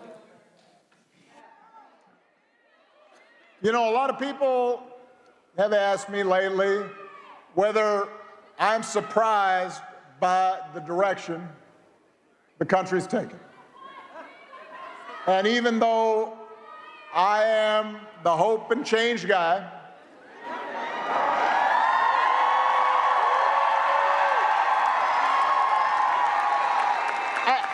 I try to be honest with them. So I say, yes, there are things I am worried about.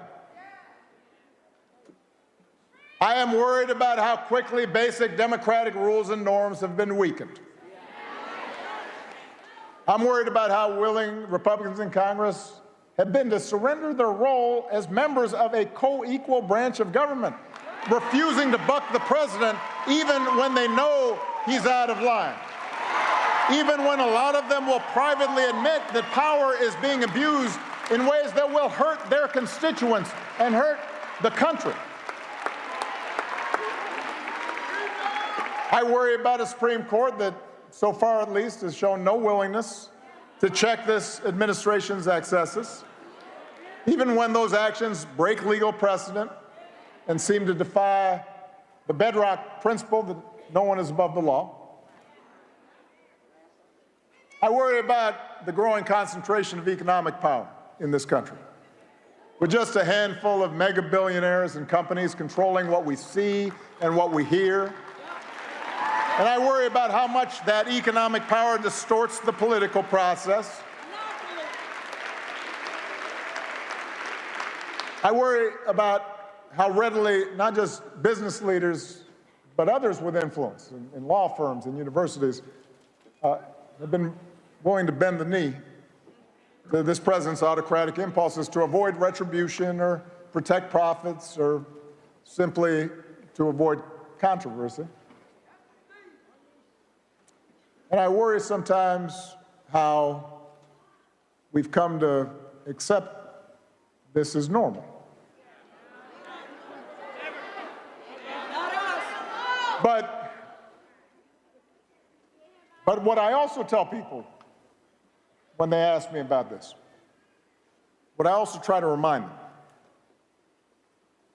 is that America's always had competing stories about who we are and what this nation stands for.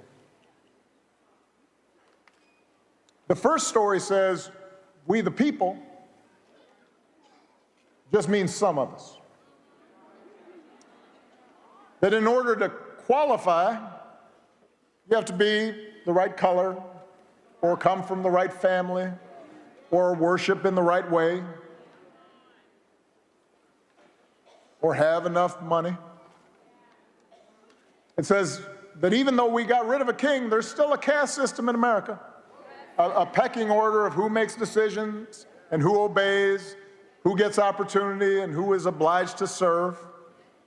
And it's a story that's policed by fear and force. It tries to convince people that for their group to win, another group has to lose. That if somebody doesn't look like you or think like you or practice religion exactly the same way you do, they must be a threat to your way of life, and they need to be put in their place. And that's how Donald Trump thinks about America. Make America great again by putting the people like him back in charge, even if they don't know what the hell they're doing. All right, folks, that is it.